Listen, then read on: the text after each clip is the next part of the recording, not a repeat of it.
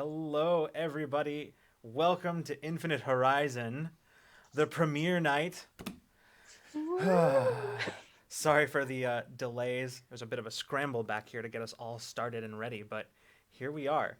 Um, Let me know if everybody can hear everything okay. New setup, everything took some finagling. It did. It took Oh some yeah. finagling. Um, all right, waiting on Hmm. confirmation. Awesome. We John can hear says you. Woo! awesome. Awesome. Yay! We're That's already Okay, cool. Too loud. succeeding. I love it. cool. We're That's this not is what we came for, folks. Time to go.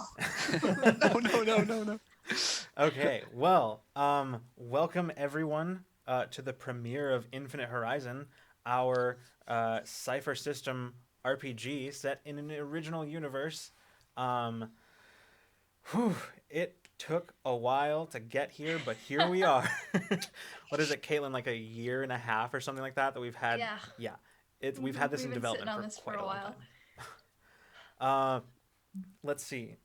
To start off with, Henry, why don't you go ahead and, well, actually, before we get started into that, I want to say first and foremost, welcome everybody, especially to our new viewers. Anybody who found your way here through like Facebook, through Cypher Unlimited, through any number of other venues.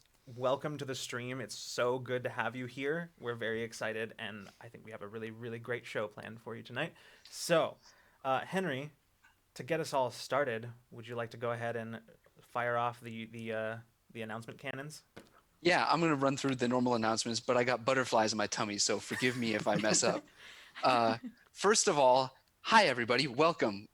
We're affiliates here on Twitch, so a great way to support us is just to subscribe right here. I'll point to it on my screen. I don't know where it is on yours.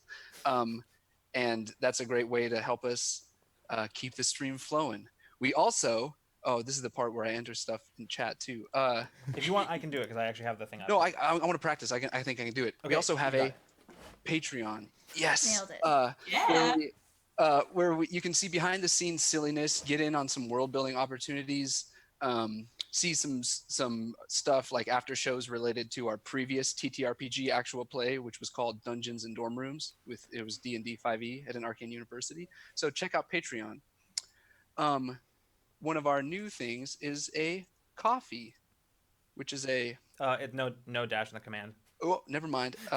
One of our new things is a coffee, That's which how is new it is. We don't even know the command for it. yeah, a good place to see our short-term goals to toss us a couple bucks if you can. Um, yeah, check it out. Last but not least, we have a Discord. Oh yeah, the command where you might come chat with us about whatever the heck you want, share your own projects, share memes. We announce when we're streaming there, stuff like that. So please join us on Discord. We'd love to have you. Definitely.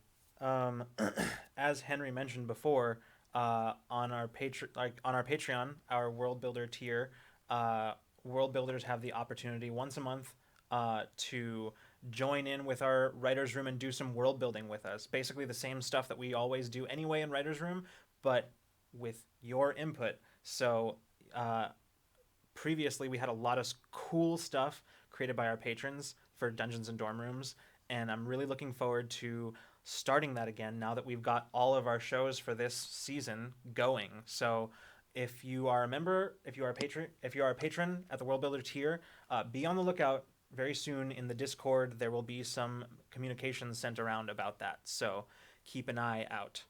Um, Other things. Um, no, I don't think so. So I think before we get into tonight's show, we do first have some acknowledgments because there are a lot of different people who contributed to this project, and we really want to make sure that they all get their screen time. So first, I want to thank Francita at By Francita for our amazing overlays on Twitch. She did all of our overlays for our shows this season. So they've been great to have. They've really beautified our channel, which is fantastic. So Francita, thank you so much. These are awesome. I Thank you. want to on the subject of art, I also want to thank our very own Caitlin Bruder, who is right over here. for the lovely character art that you see on screen right now. Yeah. I'm so Um, happy with all of it. I just keep looking at it like, yes, this is who we get to be them now. I'm very Yeah. excited. they're so great, and I love them so much. Um, Also, I'm gonna hold off on some of my acknowledgments to Caitlin until a little bit later. We'll get there. For secret reasons, Secrets. soon to be uncovered. I also want to go back and thank our writers' room, which I know means also thanking me, but Caitlin and Do it. Thank John. yourself. Yeah, gotta thank myself. Thank you, John, Lucas. our own very own resident bard, who is in the chat right now as a moderator. We have worked so hard over the last year and a half to just put together this original universe, and John and I working on stories. John tolerating my yelling at him for not having things formatted properly in our notes. I appreciate everything, each and every one of your contributions, the two of you, to our little channel here. So, and on that note, seeing as how that's a good transition to just thank our moderators in general, John and Nico, Derpenduin down there, swinging swords. Thank you so much for everything that you do. You've defended us more than once from the onslaught of trolls, so I appreciate that very much. Couldn't do what we'd do without you. All right. I also want to thank our patrons and anybody who has donated to our coffee. Everything that you have, every single dollar that has come from those things have gone right back into making this happen. So in so many different ways, you are a whole part of the reason why this even exists. So thank you guys so much. Yeah, love you too, dear Panduin. I also want to very specifically call out Derpenduin because there was a time, as I've mentioned several times on previous streams, I'm not going to make this too long, I promise, but there was a point way back around this time or a little bit later last year where I was starting to feel a little bit kind of down on our channel and our content, feeling like we weren't doing what we could be doing. And all it took for me to kind of come out of that was just Derpenduin, was just Nico, for like just showing up and like just being so enthusiastic about our content and just being here and like for such a long time not missing a single stream, even though you're in Germany, which is very late insane. there. But yeah, Nico has lost sleep for us, literally. So thank you so much. You kind of gave us that push that we needed, that I personally needed to get us going. So thank you so much. I also want to thank our friends over at Cypher Unlimited for being, first of all, yes, please do come and kick my insecurities in the ass. They need it. They deserve it. I want to thank our friends over at Cypher Unlimited for, first of all, being the first people to welcome us into this space of creating TTRPG content to make us feel like we had a place here. And secondly, for doing the interviews for us, helping us and giving us advice on promotion of our stuff. And then, of course, just for being our friends, because those guys are so awesome and just so sweet. Just a really, really dedicated and passionate group of gamers. So if you haven't already, you should definitely check those guys out because they are super awesome. Of course, we wouldn't be able to do what we're doing tonight without Monte Cook Games' Cypher system. So Monte Cook Games, thank you for creating such an awesome narrative system that I'm so excited to put to the test tonight and in future nights. So thank you. And I want to thank all of you, our audience, for being here, for just showing up. It's really all it takes, just for us to start building our space and our community here, is just a bunch of people who are interested in what we're doing and who just consistently show up. So thank you all so much.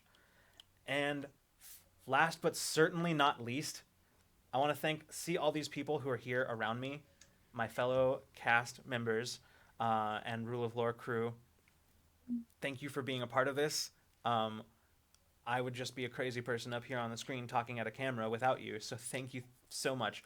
I'm not saying I'm not that now with you, but I'm not just that. So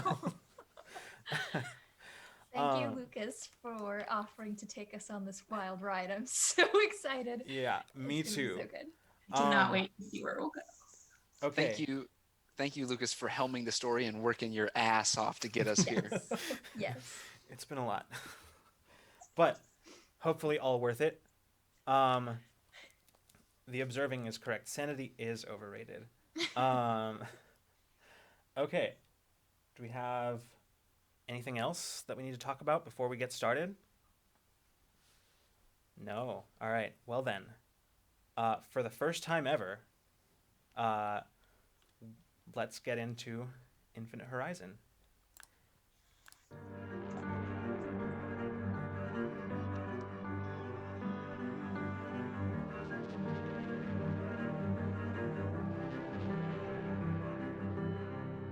Some will say this is the end. We're surrounded, but we won't give in. No. Who will save us? Who will save us? Sometimes you gotta let go. Leave it up to the hero. Who will save us? Who will save us? When the truth's in the shadows. All hail to the heroes. They're gonna save us. Yeah, save us. Yeah, save us today. Welcome back, everybody. That was some ridiculous stuff. I want to go back to a little earlier when I said I had something else to thank Caitlin for. Caitlin helmed the editing on that intro video for us. So she sat with me on Discord and we worked through the edits on that today. So we got it done just in time for tonight's premiere. So Yeah, Caitlin, Lucas got to sit there and listen to me on a call say, "Let me in. Why isn't this working?" for several hours over the past 2 days. yeah, pretty much. So, man, I'm so dang pumped about that. Okay. Well, honestly, I'm probably just gonna play it again before we go to break. Oh, good. I'm so excited. 'cause- Yeah. I'm so yeah, excited yeah. about it. I've watched it like 40 times today. Yeah. All right. Well, give me a second while I'm like already feeling the adrenaline from the excitement of like showing that video. So give me a sec while I get out the shapes We're not here. going to get anywhere. Okay, I have to close chat or I'm going to get really nervous. So goodbye, chat. You're all really great. Yeah, me too. Chat, I love you, but I will get distracted. So, I'll just get nervous. all right. So, oops. Oh, another thing I should acknowledge before we get started, because I just remembered because I was just about to tab over to it, is that our sounds tonight are going to be brought to you by Tabletop Audio. Tim at Tabletop Audio has done an amazing job creating soundscapes and sound pads for mixing and matching and all your tabletop needs. So definitely check out Tabletop Audio because it's dope. In this house, we love and respect tabletop audio so Correct. much. Correct. Okay. So, as we begin our story in darkness, all-encompassing, oppressive darkness. There are no sounds, no sensations, just that ever-present, empty black. The kind that you could lose yourself in, that you're not entirely sure you haven't already lost yourself in.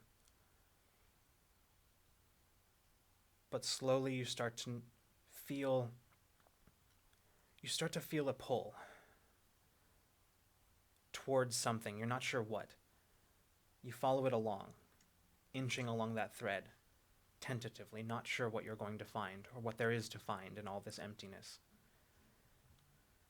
You follow along and pull closer and closer until you figure it out. You know what you're moving towards. An awakening. You're asleep. You've been asleep. You don't know for how long. In fact, you're only just now starting to become aware of who you are. To remember. ships soaring through space to and from the docking port. Ships. You like ships. You fix ships. And suddenly, you're aware of yourself, Bina, as you come to consciousness, just sort of looking around. You find yourself in an enclosed space, barely big enough to contain you. You reach out your hands pressed up against, it feels like some sort of glass or screen as you look out into an immaculate hallway, and you become aware of another thing. A sound. As the alarm starts blaring, you push against the enclosure as the door opens, and you find yourself spilling out of the containment pod onto the deck plates. You look around. You don't see any sign of anybody. As you're glancing up and down this long corridor, you can see signs of what looks like damage. You're not sure from what, but immediately turning back the way from where you tumbled out, you are noticing other pods similar to the one that you just tumbled from. Most of them the lights inside are dark. The one that you tumbled out of, as well as 3 others, the lights are still on. You notice closest to you something familiar, something jogs in your memory. You see curly dark hair, glasses. You remember suddenly a flash of memory, the crate being led into that ship, the figure strapped to the gurney. You remember it. It just comes flooding to you in a moment. Bina, what are you doing? I go to that pod. I want to try to get it open. Okay.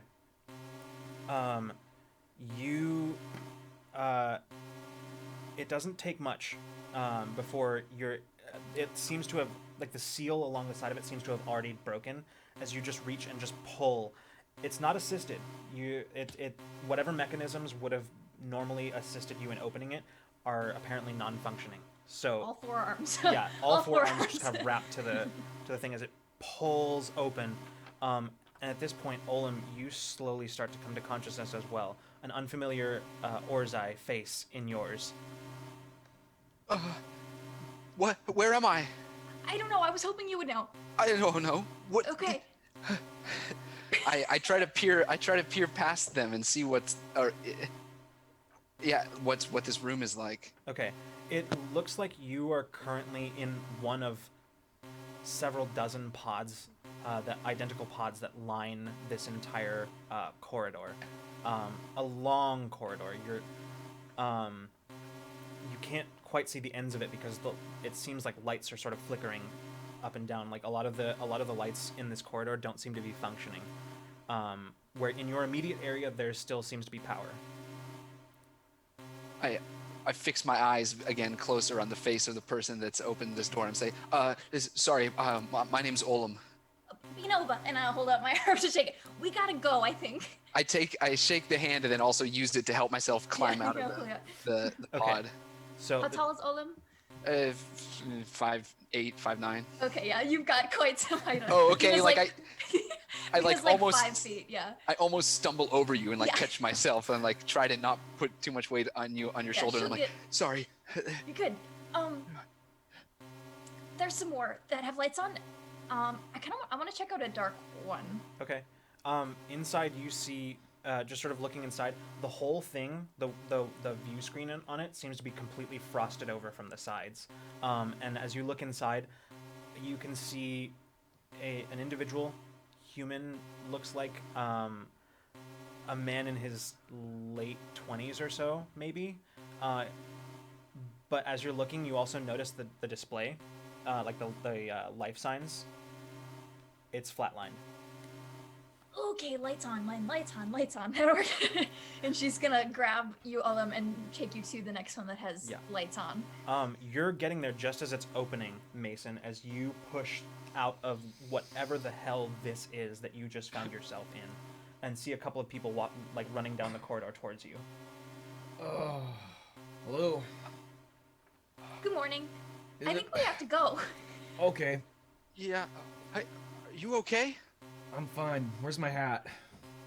I don't know. All right, never mind. Let's go. I'm moving towards the next one.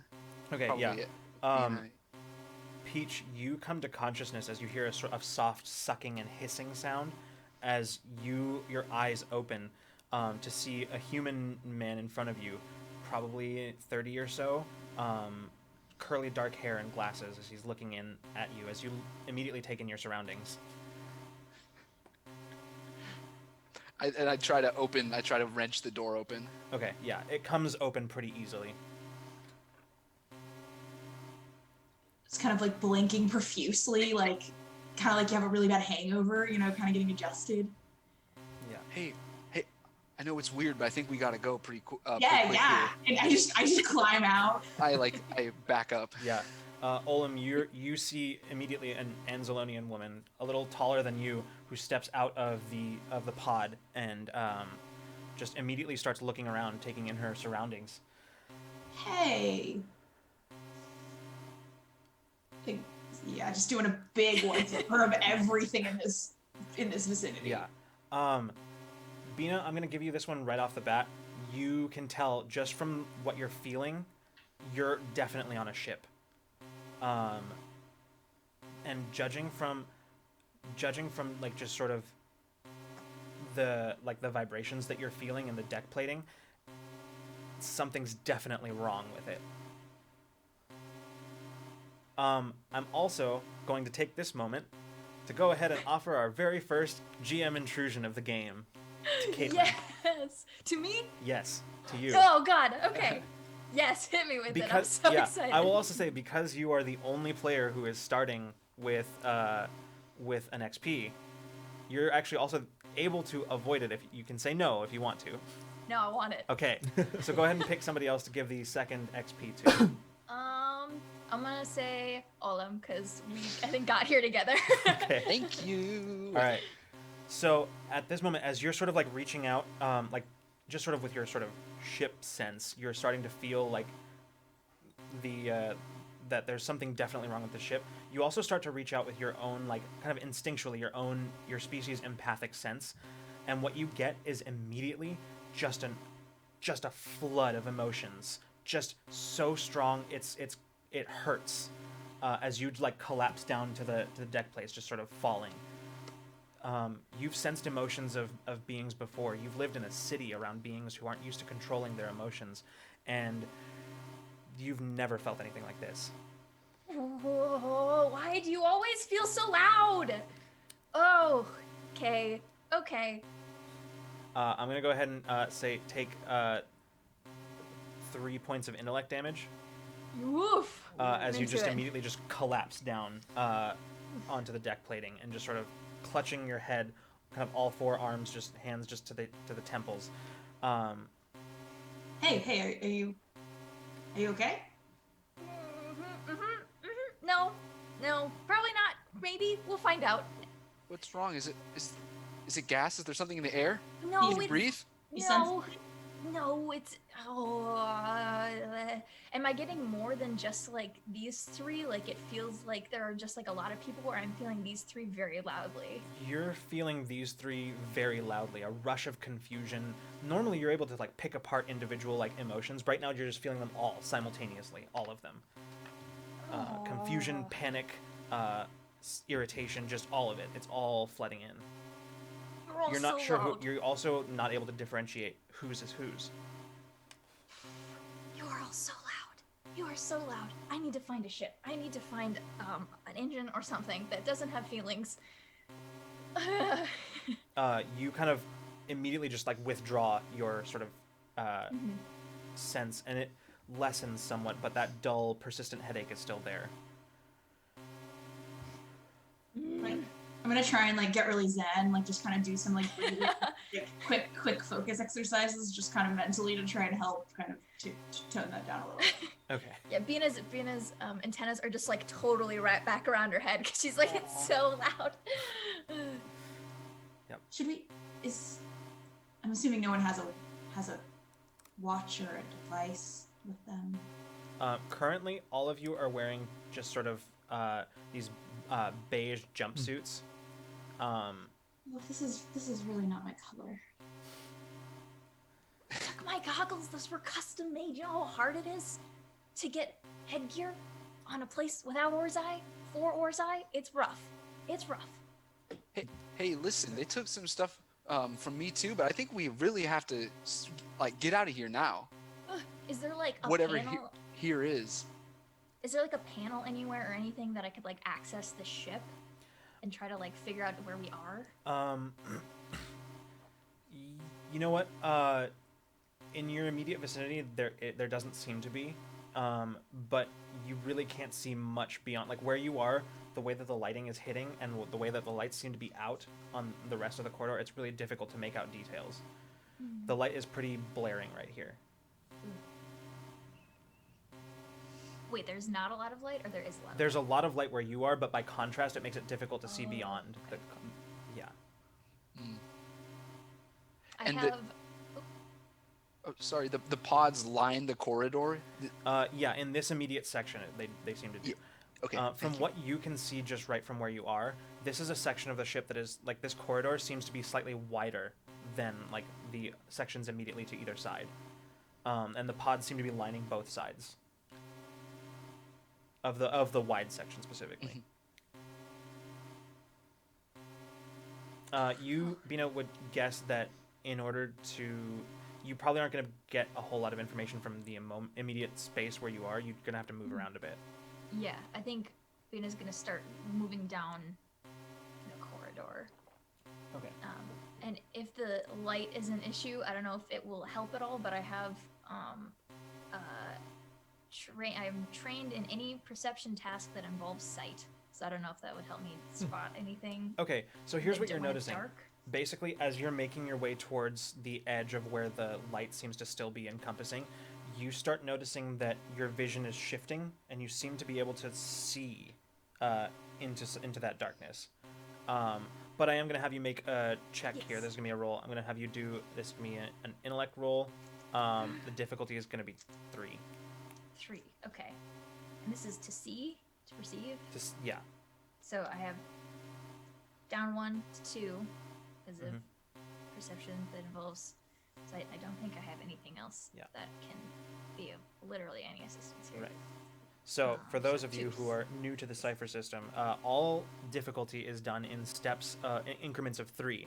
So a difficulty 3 check requires a roll of 9 or better on the d20. So, Caitlin, with your training, you were able to drop the difficulty down by 1 so you only need a 6 or better right now. Yes. Okay. First roll of the game, you guys. Oh no. Sure, it won't be 16. 16. Okay, great. Yeah, you kind of, your eyes start to adjust and pierce through the darkness, and you see just ahead where there is, you weren't quite able to see it before, but because it was facing away from, the display was facing away from you, but there appears to be a small panel that, of the variety that sort of pulls out from the bulkhead, that it has been slightly pulled out and turned away from your immediate location, but you're catching now the glow dimly through the darkness. Okay. Come this way. I think we can get some information from this. And she's gonna like run over and just like swivel it out and try to like figure out what ship they're on, where in the ship they are, and like anything she can get from this like console. All right. Is there anyone else in any of these pods? Are they all empty besides us? They all appear to be occupied at a quick glance. None of the lights are on in any of them, and just a brief investigation of them shows that where their vitals are located, every single one of them is flatlined. Do they look dead? I mean, do they look like they've been dead for a while? Maybe you're starting to gather that these pods that everybody is in are some form of stasis pod, probably based on the frost that is has gathered, probably cryostasis, and chances are they didn't even know that they had died. Okay, I kind of look in grimly and then try to catch up with Bina. Yeah. As you're looking, following her, you're noticing that, actually, Mason, you specifically notice that your specific area, where, like, your specific area of, like, this section with pods seems to be the only one in the immediate vicinity that still has power. Which is probably the only thing that saved your life. Oh. Okay, yeah. Is there any identifying factors of any of the people, or is it just like a pod with no information? There are some. They're all wearing the same jumpsuits, and they all, like, you're noticing now that they all have like serial numbers on the jumpsuits. You're noticing that just because you have it. I have one as well. That's the most you get out of that. Can we see their faces? Some of them. Okay, as we're just going through, I'm just gonna make sure to kind of try and remember what their faces look like. Okay. By this point, Bina, you have reached the console, and you kind of pull it out from the wall and adjust it. Currently, what you're looking at looks like a power readout for this section, and you can see like basically like the readout showing offline on all the sections until it comes to yours, and it says Eric, please call maintenance. Is there a maintenance call card? Do I have a direct line to maintenance? I'm not. There does not appear to be. No. Can I get a look, like any specs on the ship itself? Like what class of ship is this? Like how far away would we be from any sort of like? Is it like a large ship? Is it like she just kind of wants to know what type of situation she's in. I'll say just sort of passively based on what you've seen so far, you're probably on some type of capital ship. What type of capital ship, you're not sure. Like just like a really like a large. Yeah. Oh yeah. Okay. Does this type of ship have like escape pods or like smaller vessels on it?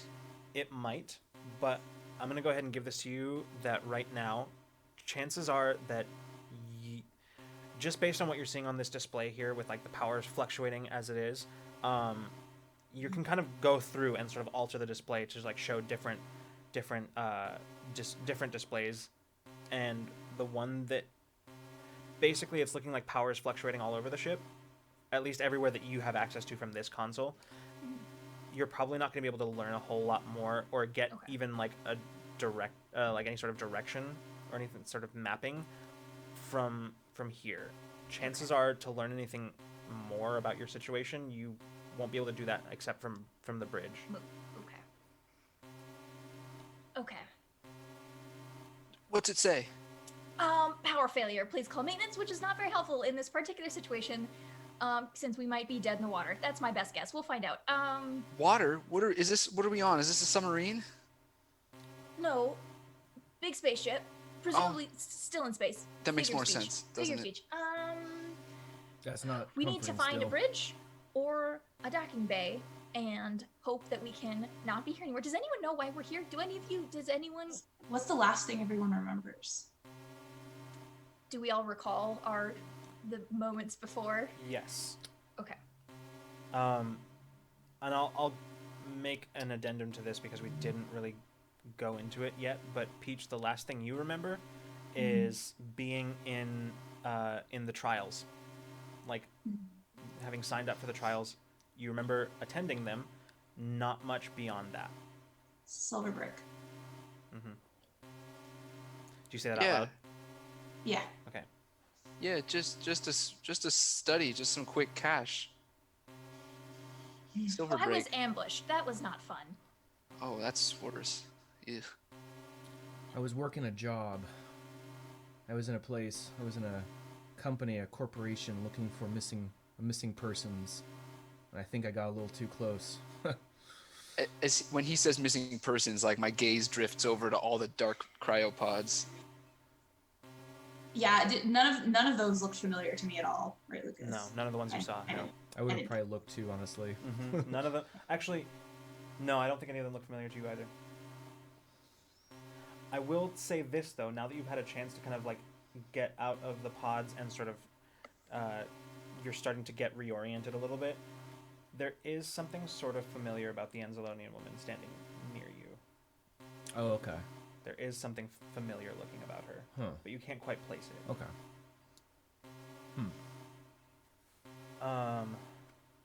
So, what are you all doing right now? Venus gonna start walking and just Yeah. assume that the others are gonna follow her. Yeah. She's just looking for any like so, sorry, what type of ship did you say this was? It's probably some sort of capital ship. Okay. What grade of capital ship? It's hard to say. Okay, would she Like, it have doesn't- I'll say maintenance this, it type doesn't- to get... Oh, sorry. I was just gonna say, would she be at all familiar with the interior of at least this type of ship to maybe get us in the right direction of where a bridge might be? You have a fair idea because you're pretty certain this is that though it might be a capital ship, it's definitely not military grade. It's not a military class vessel. Okay. So that gives you some idea of like where you might locate the bridge. You kind of glance around and sure enough you find like some of the like you find like the like maintenance access shafts that you're kind of like looking for to sort of determine which direction leads towards engineering, which direction leads towards the bridge, and you can kind of figure it out from that. Right, so I might be familiar with this type of ship, but probably only from the maintenance ways. So, you Are guys you a looking for pilot? some climbing? I fly, but I'm a maintenance worker. I work at the docking port on Station 23, which I have a ship tomorrow. I have an overhaul tomorrow. I need to get back. You don't even know when it is. That's, you know what? That's a fair point, ma'am. Oh, We should gosh. you guys up for some climbing? Because we're gonna, I think, have to crawl through some. It's maintenance. it's a good start, I think, at least. I'm up for anything that'll get us out of here Yeah. if you can just lead the way. The sooner we're out, the sooner we bury Silverbrick. Sure. Fingers Yeah. crossed. And she's all four arms. Let's go. And she's gonna try to find a maintenance tunnel maintenance way and pry it open and Yeah. try to find a way to the bridge and Yeah. hopefully get us there in one piece. It's not difficult. It doesn't take long before you find a maintenance shaft. Here's the problem. As you're finding it, usually these maintenance shafts are designed to they're designed so that in the event of like a hull breach or some sort of catastrophic containment failure, they will seal, right? They are currently sealed and the power is off. We have to restore power. You might be able to force it, but yeah. Not with these twig arms, you kidding me? No way. I may have four of them, but they're not very strong. Are there any live panels over here that I could jury-rig something, reroute power from our existing pods to this door to get us in? You can try it, yeah. I don't have any tools, so I don't know if I can I'm not gonna be able to get in there. It's gonna have to be software based, not hardware based, I guess. Yeah. Each maintenance shaft actually has its own little Oh, okay. access panel, which you can try to. Is it live? Is it Yeah, I mean they're sort of on their own okay? they're sort of on their own circuit basically. It's sealed as part of tied into the power of the ship. Like the assistance is tied into that. The actual panel itself is sort of its own self-contained thing. Yeah, I guess she's gonna try to get in there and try to get it open. Okay. All right, so this is gonna be God. it's gonna be a roll. It'll be your choice of whether it's going to be a speed or an intellect roll. Probably intellect. Okay. And the difficulty on this one is going to be 4. Sure. Oh God, does my experience with working with vessels as a career path give me an asset, or my piloting vehicle driving? Probably not, because as we talked about, your specialty was mostly in the mechanical side of Engines. things rather than Yeah, on the not software side of yeah. things. Okay, I'm. It's 50-50 shot ish. If, 12 or better. No, I'm gonna do some effort, and I have Okay. 1 edge, so it's only 2 points of intellect. Right. So okay. 3, 9 or better, guys. 50-50. Oh no. Fingers crossed. Otherwise, we're just gonna have to run around and hopefully we'll find something. Oh no. Oh no. Oh, Oh, one- Oh no! you can re-roll Oh, it or, come on. or Do you accept have the GM intrusion. XP, Caitlin? I do, but I don't know if it's worth it. Oh. I guess I don't want us to die in session 1. Well, the show is called Infinite Intrusion. Infinite intrusion. Man. Is that the name of the show? Oh man. I think I got it so. wrong. The Infinite Horizon problem. Yeah. Infinite Horizon Problem. So it begins. Yep. Oh jeez. Oh man, you guys, I don't know. I don't know. Your call, It's your up- call. I can't say anything. It's up to you. I'll take the intrusion. I'll take Okay. the GM intrusion. Okay. Keep them coming.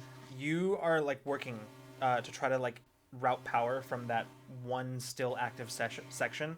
And as you're doing it, Hurt myself. you're working, and you watch as suddenly the power in that section just goes. The panel in front of you just sparks. So now basically all of you are plunged into more or less complete darkness. Ooh. And then I you see- might have broke it. Right after that, it looks like emergency lighting kicks on, and you see just all along like the bottom of the corridor, there are like little red lights that just sort of light up. I think Bina's like, I think her like natural bioluminescence like spikes when she gets like has extreme motion. So I think with that moment of oh no, she glows a little bit. That's so cool. It's mostly like near her like cheeks-ish and sometimes from her like exposed joints you can see, and there's like a little bit on her antenna, so she's not like a light source by any means like this, but yeah, it's like I was she's just like gonna ah, ask. and there's like a little bit of a glow. I'm sure you meant to do that, right? No, not at all. This is probably fine. It's probably fine. We should go though a different way because this is done. This route is not happening. Are there any large like pieces of debris or detritus in the hallways? Like is Oh, that's a good stuff point, yeah. physically fallen apart at Not all? like loose in the hallways, but you can see places where like it looks like panels have like come loose and are just hanging. Like ceiling panels and like parts of the bulkhead that seem to have like shaken loose. Okay. So do we have our powers now? You don't know? You would know. Okay, We have no yeah, idea. exactly. Oh gosh. Okay, I look as we are like starting, or as it seems like Bina wants to move on. Like I stare daggers at the panel over the entranceway, willing it to crumple in on itself. Yeah, okay. So, I'm actually just going to go ahead and say that in this moment, as you're just sort of like staring at it, just concentrating on like your need to get through it, you watch. Don't think it's really. Yeah, I don't expect it to happen. I'm just Right. mad that it doesn't work. Yeah, you, Bina, start hearing sort of like the twisting, squealing of metal, and as you're looking, Not a good sound. Never a good sound in my line of work. Never a good sound. it takes you a second to figure out where it's coming from before you realize it's coming from the panel, and you watch as the panel just seems to like bow in the center, just sort of, and then I didn't starts do like that. I didn't do pulling onto itself, just crumpling in until it just like pulls into just a tiny ball of metal, incredibly dense, that just crumples up and then just cling, falls onto the deck and then rolls out into the hall. All right. I just watch it roll. that. Yeah, I think Bean and Oliver just like. What was that? I did not do that. I did not do that. I- He didn't fuck up that bad. Maybe it's a ship malfunction. I might have done Malfunction that. like that. You might have what? That might have been me. Somehow. You. Olam, in that moment when that like that maintenance shaft started collapsing, you felt like a surge in like just sort of between you and it, and it felt for a moment like you were. It's hard to explain. It felt like for one moment you were willing that thing to crumple, and it obeyed.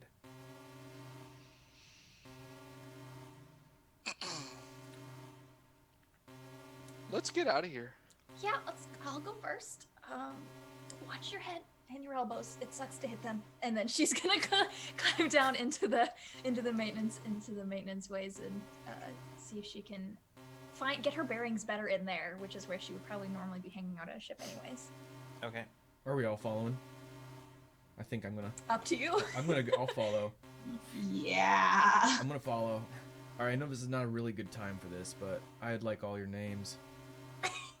As we're starting to, my name's Olam Ferber. All right. Bina Oba.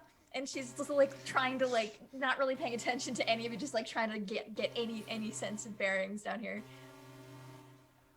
I just kind of slowly turn. Peach. Peach. I'm Mason. Mason? And I kind of connect them. Do I now connect it? I'm like, Yeah, it clicks into place. Like, she looks familiar because while you never saw her, you saw an image of her brother, and Right. you can see the resemblance.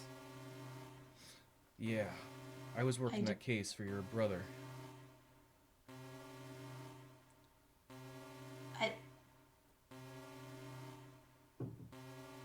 I did not think that this is where that would take you.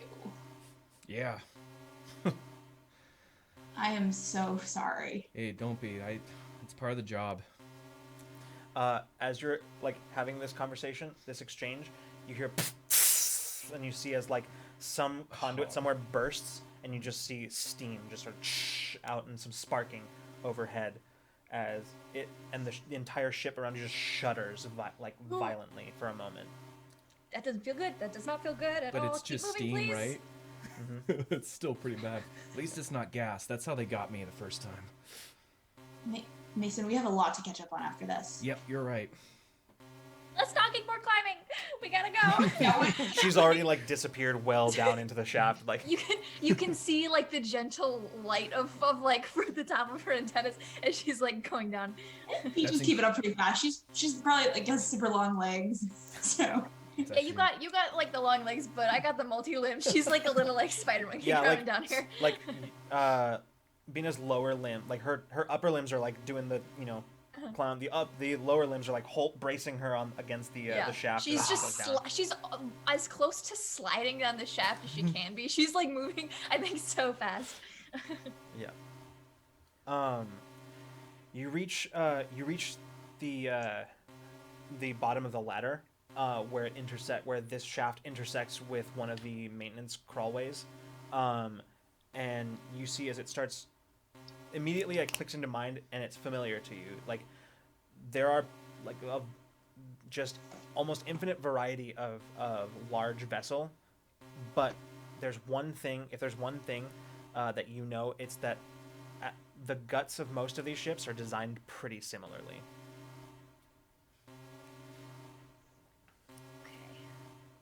Okay. From down here, just with a quick glance around, you have a fair idea of how to get to the bridge.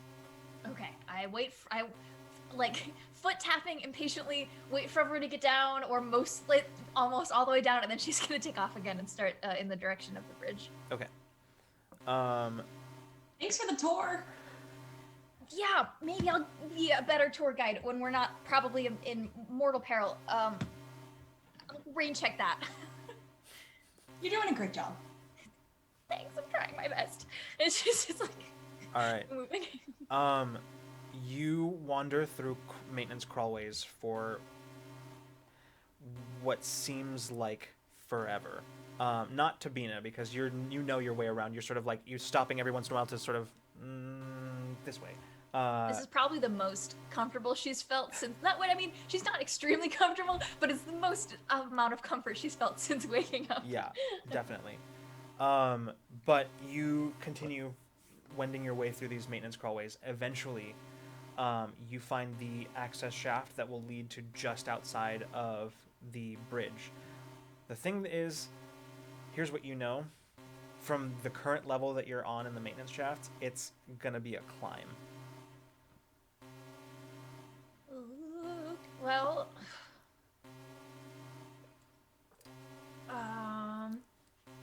this is where we need to go. Anybody up for a climb? It's a Yeah. great day for it. Yeah. Okay. Okay, can I get it open from this side? There's nothing to open on this side, and this side is Oh, literally cool. just the access Oh, I shaft. see. Okay. Yeah. Okay. Gotta start So- going. You all begin the arduous climb up several decks to the bridge level. As you're going, you're just eventually. At first, it's pretty easy going, but as you start making your way through some of the sections, you can feel that heat has started rising. Something that Bina would be familiar with as being the warning signs of life support starting to fail. First thing to go is usually climate control. Cool. Gonna get chilly. Yeah. So basically, what you're experiencing seems to be the ship's systems trying to compensate for like power drain, trying to reallocate power to like essential systems. First thing to go, climate control. Sacrificing comfort for the efficiency of the life support system. It's not terrible at the moment, but it does make the climb a little more difficult. And as you are climbing, Mason, you start to... Something about the pods seems to have caused some sort of fatigue in you as you're just having a rough time of it. As the further you go, the more you're just sort of... Your body is feeling taxed. And at one moment, you reach up and your hand...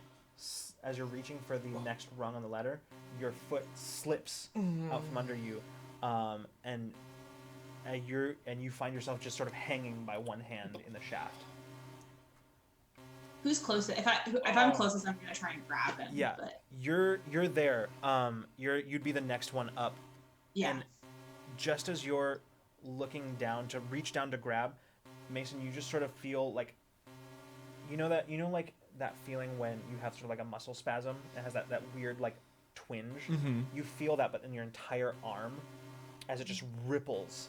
As you look at it, you can actually see your arm rippling as like the bulk of it changes and bulks up, and you actually suddenly you feel your grip is much more sure on the bars. You can actually see as your fingers seem to have extended somewhat to wrap around the bar and get a good grip, and you easily manage to pull yourself back onto the ladder itself.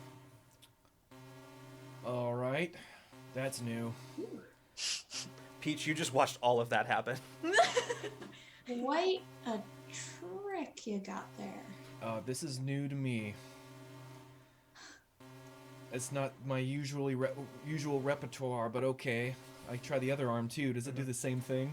No, I mean, like, at this point, it's like it feels like your arm seems to have like slowly gone back to its normal size, but you feel like much more able to just sort of keep going and continue on. I'll be fine, thank you.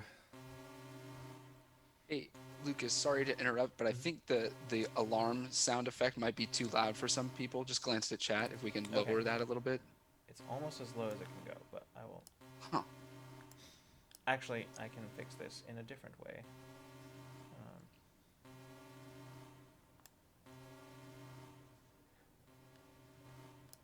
All right, for the time being, because I can't seem to get it fixed, I am going to just sort of turn it off. But yeah. Okay. This is new. This is all new setup, y'all. All Thank new you for setup, bearing with everybody. us. With Yes. us.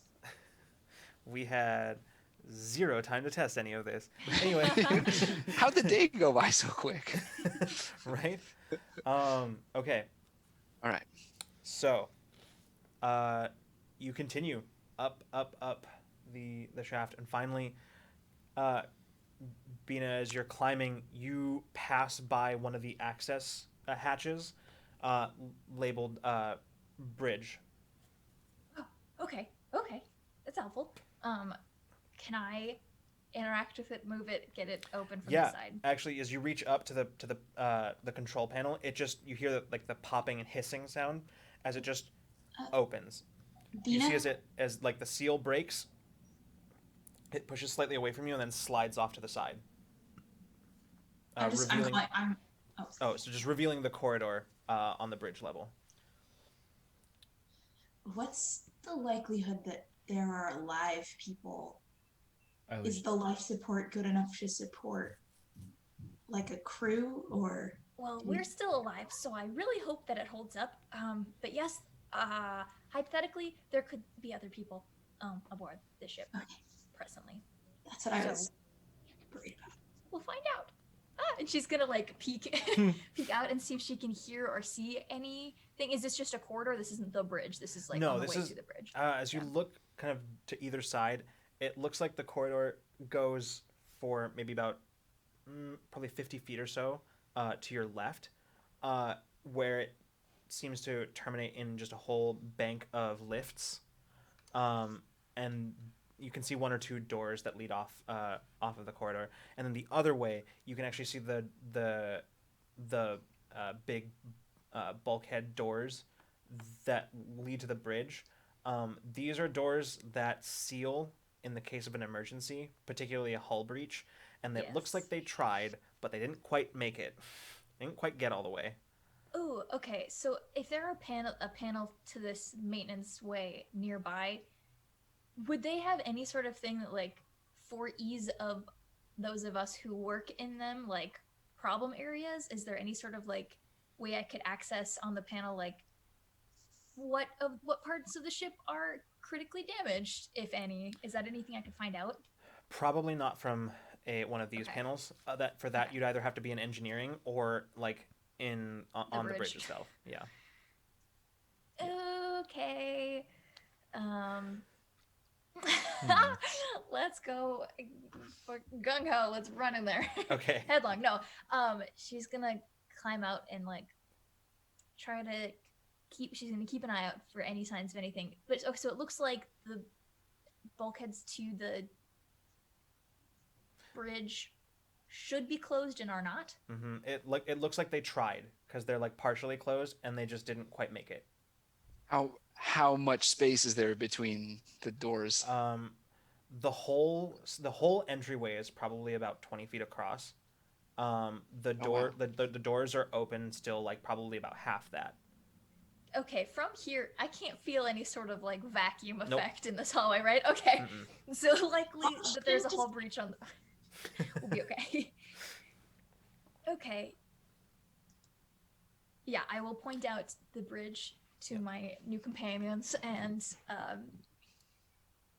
as we're walking, she's gonna kind of give them like the lowdown on like, you know, in emergency situations like this, generally they would be closed all the way. Looks like they started to close, which means there might have been an emergency on the bridge. Don't really know, and I really haven't seen anyone else. And she's gonna kind of like very quietly under her breath as she's walking, inform them of all the policies she knows about this type of ship.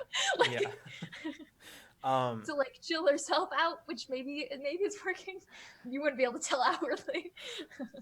Yeah. But yeah, that's her plan, and she's gonna kind of move them quietly towards the bridge.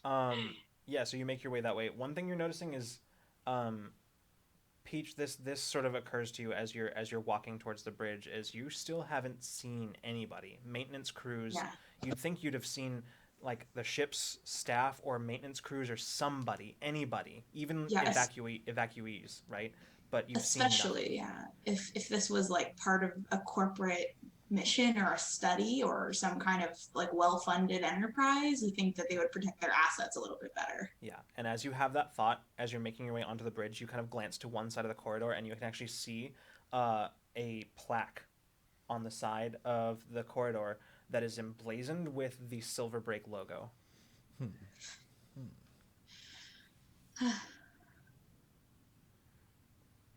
Um, I another kind of do. I literally just I gesture to it, like, and do kind of like a dramatic sigh, Mhm. like exactly what I just did. Yeah, Lucas, it's Silver Break. Yep. Is that what it? Okay. Silver Break. Silver break. Mm-hmm.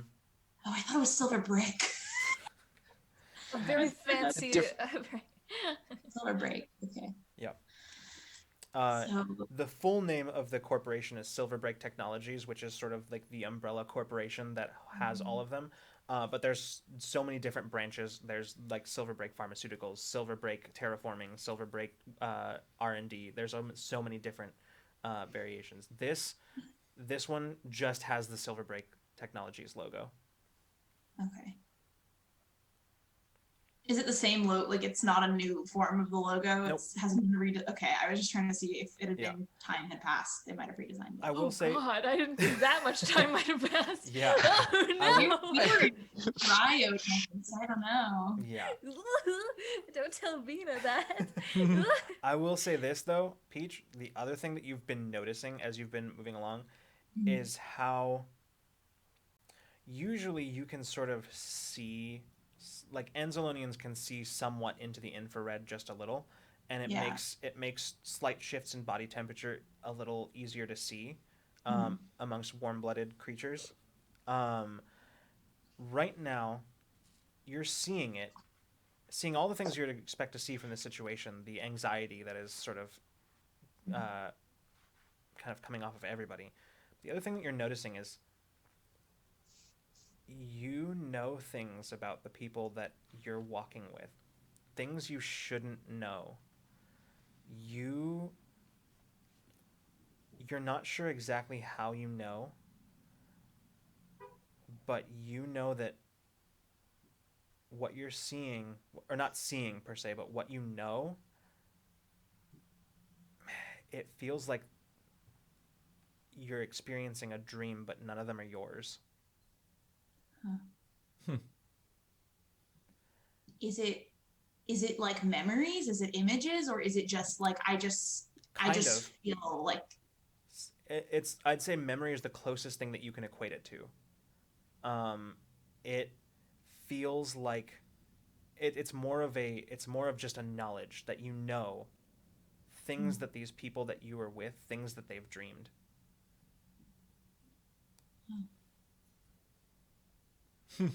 And in that moment, sort of, Olam, you're sort of proceeding, following Bina onto the bridge when you notice that Peach has just sort of stopped and is just sort of like looking seemingly at nothing.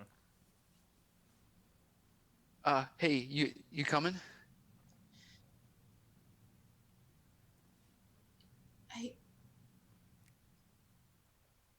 Do you live with your aunt? What? Yes. Do you go to the university? Have I seen? You take the monorail. Yeah. Yeah. What? Huh? I just met you right now.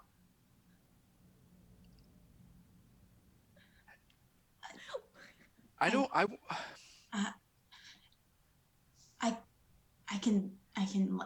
can just see your living room. I can just see it. Don't look under my bed. I wonder if this. Come on. Let's get in the bridge. Yeah. We can talk about this later. This is more important. I wonder if Silverbreak did something to us. Seems like it. You're right, though. Not a lot of time to think about it now. I do have a couple of theories, but yeah. It's clean enough. It's clean enough. Don't worry. What an absolute Oh, thank bonkers you. conversation. Okay. And she's just going to keep walking down Yeah. towards the...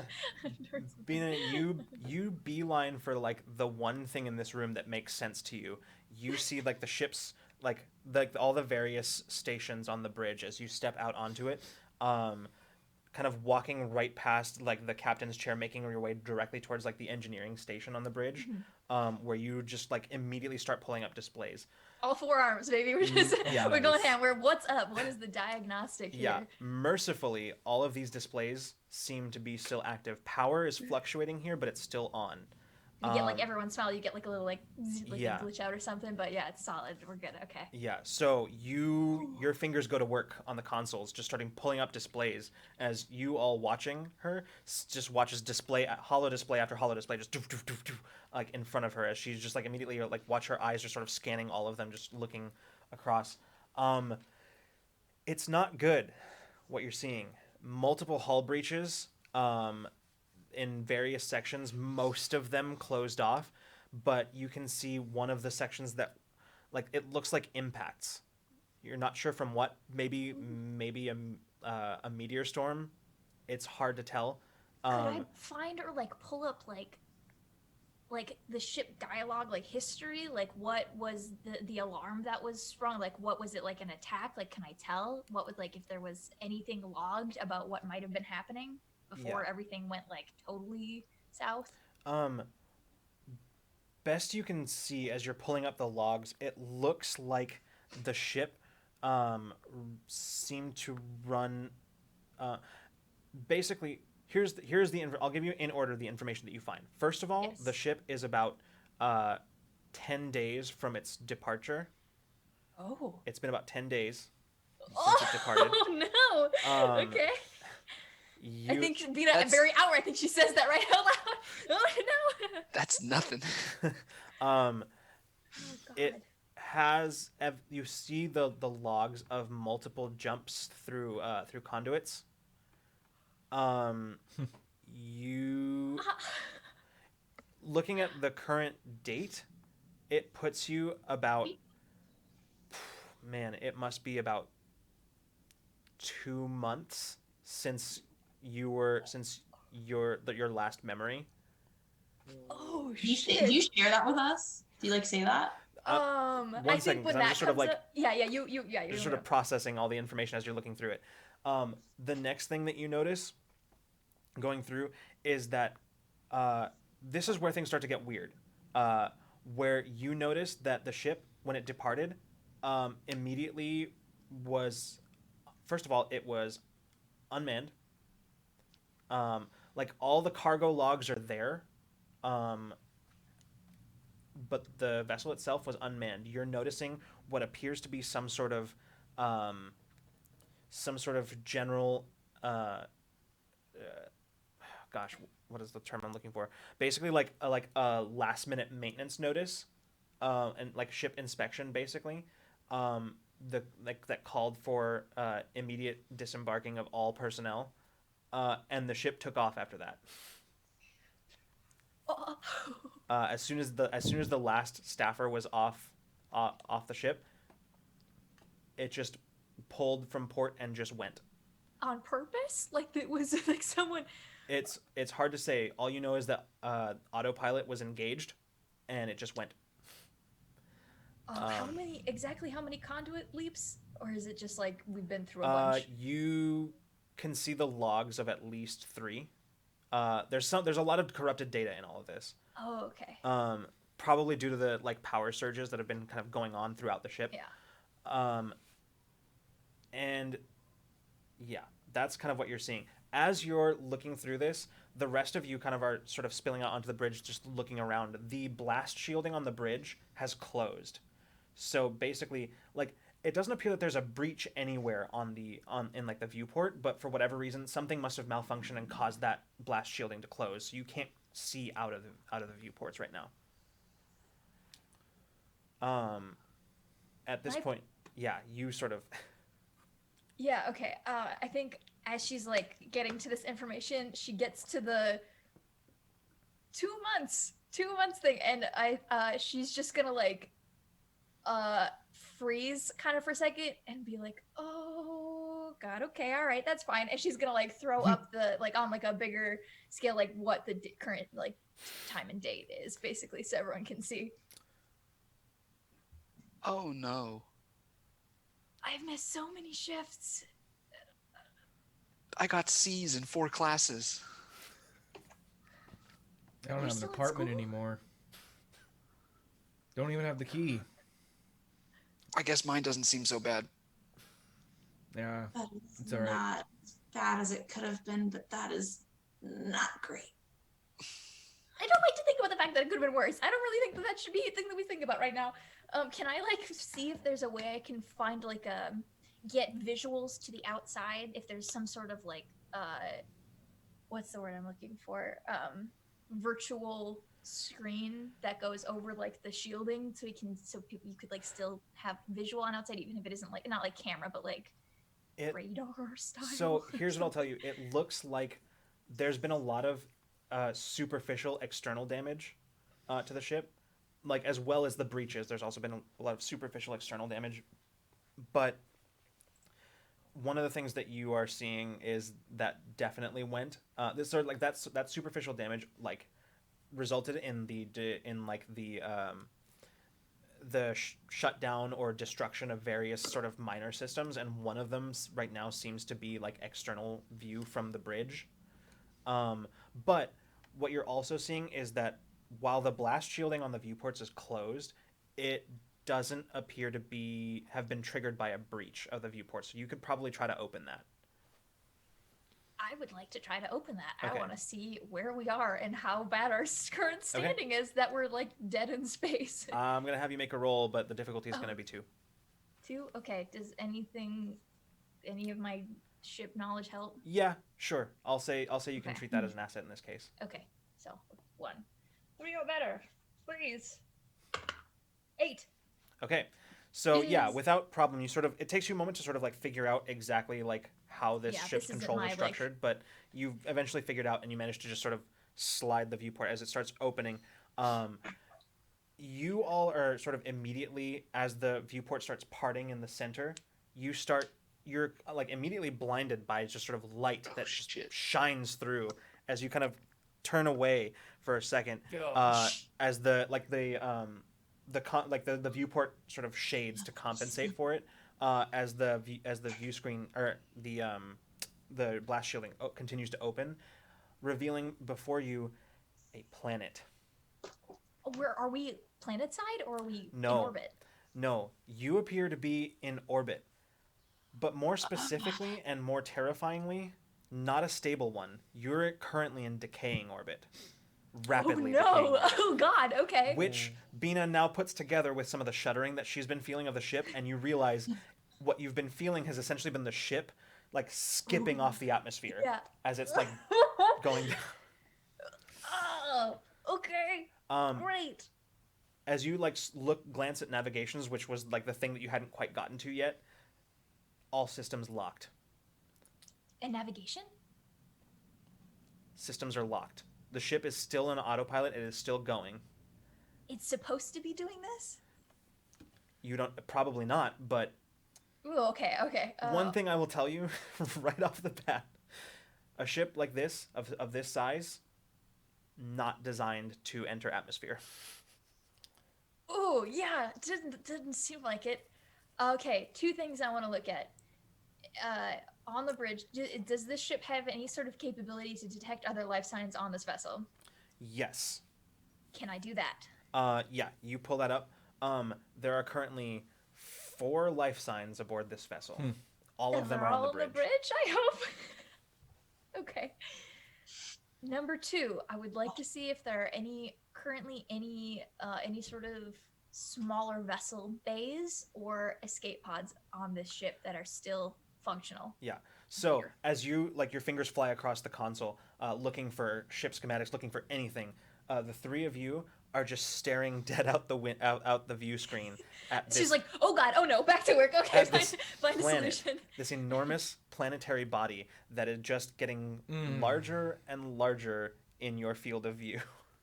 Does it is it a planet that is like recognizable or just Not at a glance. No. You can see a lot of lush green and rocky terrain below, as well as clouds and kind of swirling below. You can see a storm front just over the horizon, but right now it's hard to see much, as a lot of your vision, even with the compensation from the viewport, it's sort of blocked from the glare that you're getting from the sun off the atmosphere. Um, Does a glare prevent us from clearly seeing the pattern of stars in space, like past and no, around the you planet, can like see in the distance? them. Can I glean anything about our like stellar, our galactic That's location right. from that? You have something of an education in this. I do. I've spent many time walking through stellar cartography holograms. It's Yeah. relaxing. So let's go ahead and have somebody other than Caitlin make a roll. How about Yes, that? please. Yeah, someone please. I just want to please, see I'm if I still can afraid. see if I can use that to triangulate our location Sure. or So this is going to be an octangulate or intellect whatever. roll, definitely, All and the right. difficulty on this one is going to be 5. Can he get an asset with one of the consoles? Yes, If he you can use one there of you the go. consoles on the bridge. All There- right, I'm trained in this, and I also have power shifts that will affect it. Yeah. So okay. So this is Yeah! interesting. So okay. So the difficulty drops by 1 because of the asset that you have Yes, from the consoles. You're trained, so the difficulty drops again. yes. And you have how many power shifts in this? 2 power shifts Two in power shifts. intelligence. Okay, so that drops the difficulty down to 1.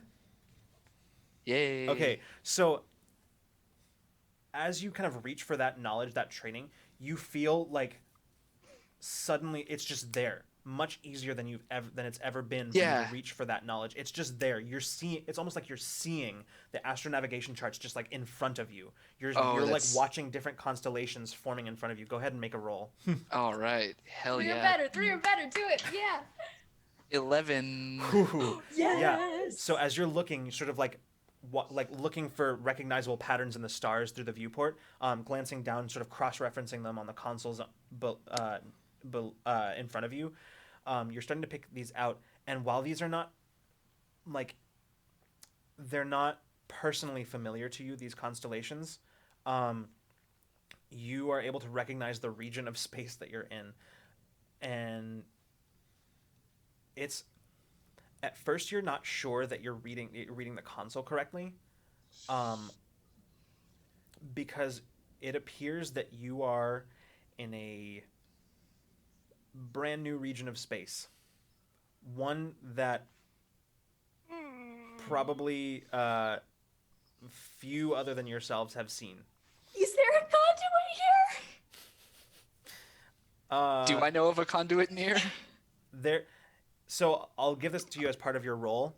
Yeah. That you kind of searching back through your memory, you vaguely remember reading an article about a new, maybe a year ago, an article about a new conduit that had been discovered, leading to a new region of space that immediately the corporations started fighting over rights for development. You don't recall seeing who had actually received that, but based on the ship that you're on, you're starting to think you might have a guess.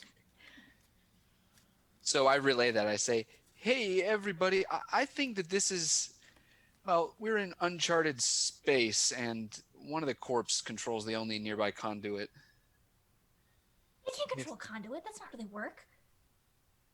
It is I a mean- silver break. So there is a conduit here. I In think this region of space. I think so. In this We region, just yes. get jettisoned into some place without one and way back hundreds of thousands of layers away from home. That'd be I really think great. there's one nearby. If Okay. I remember correctly.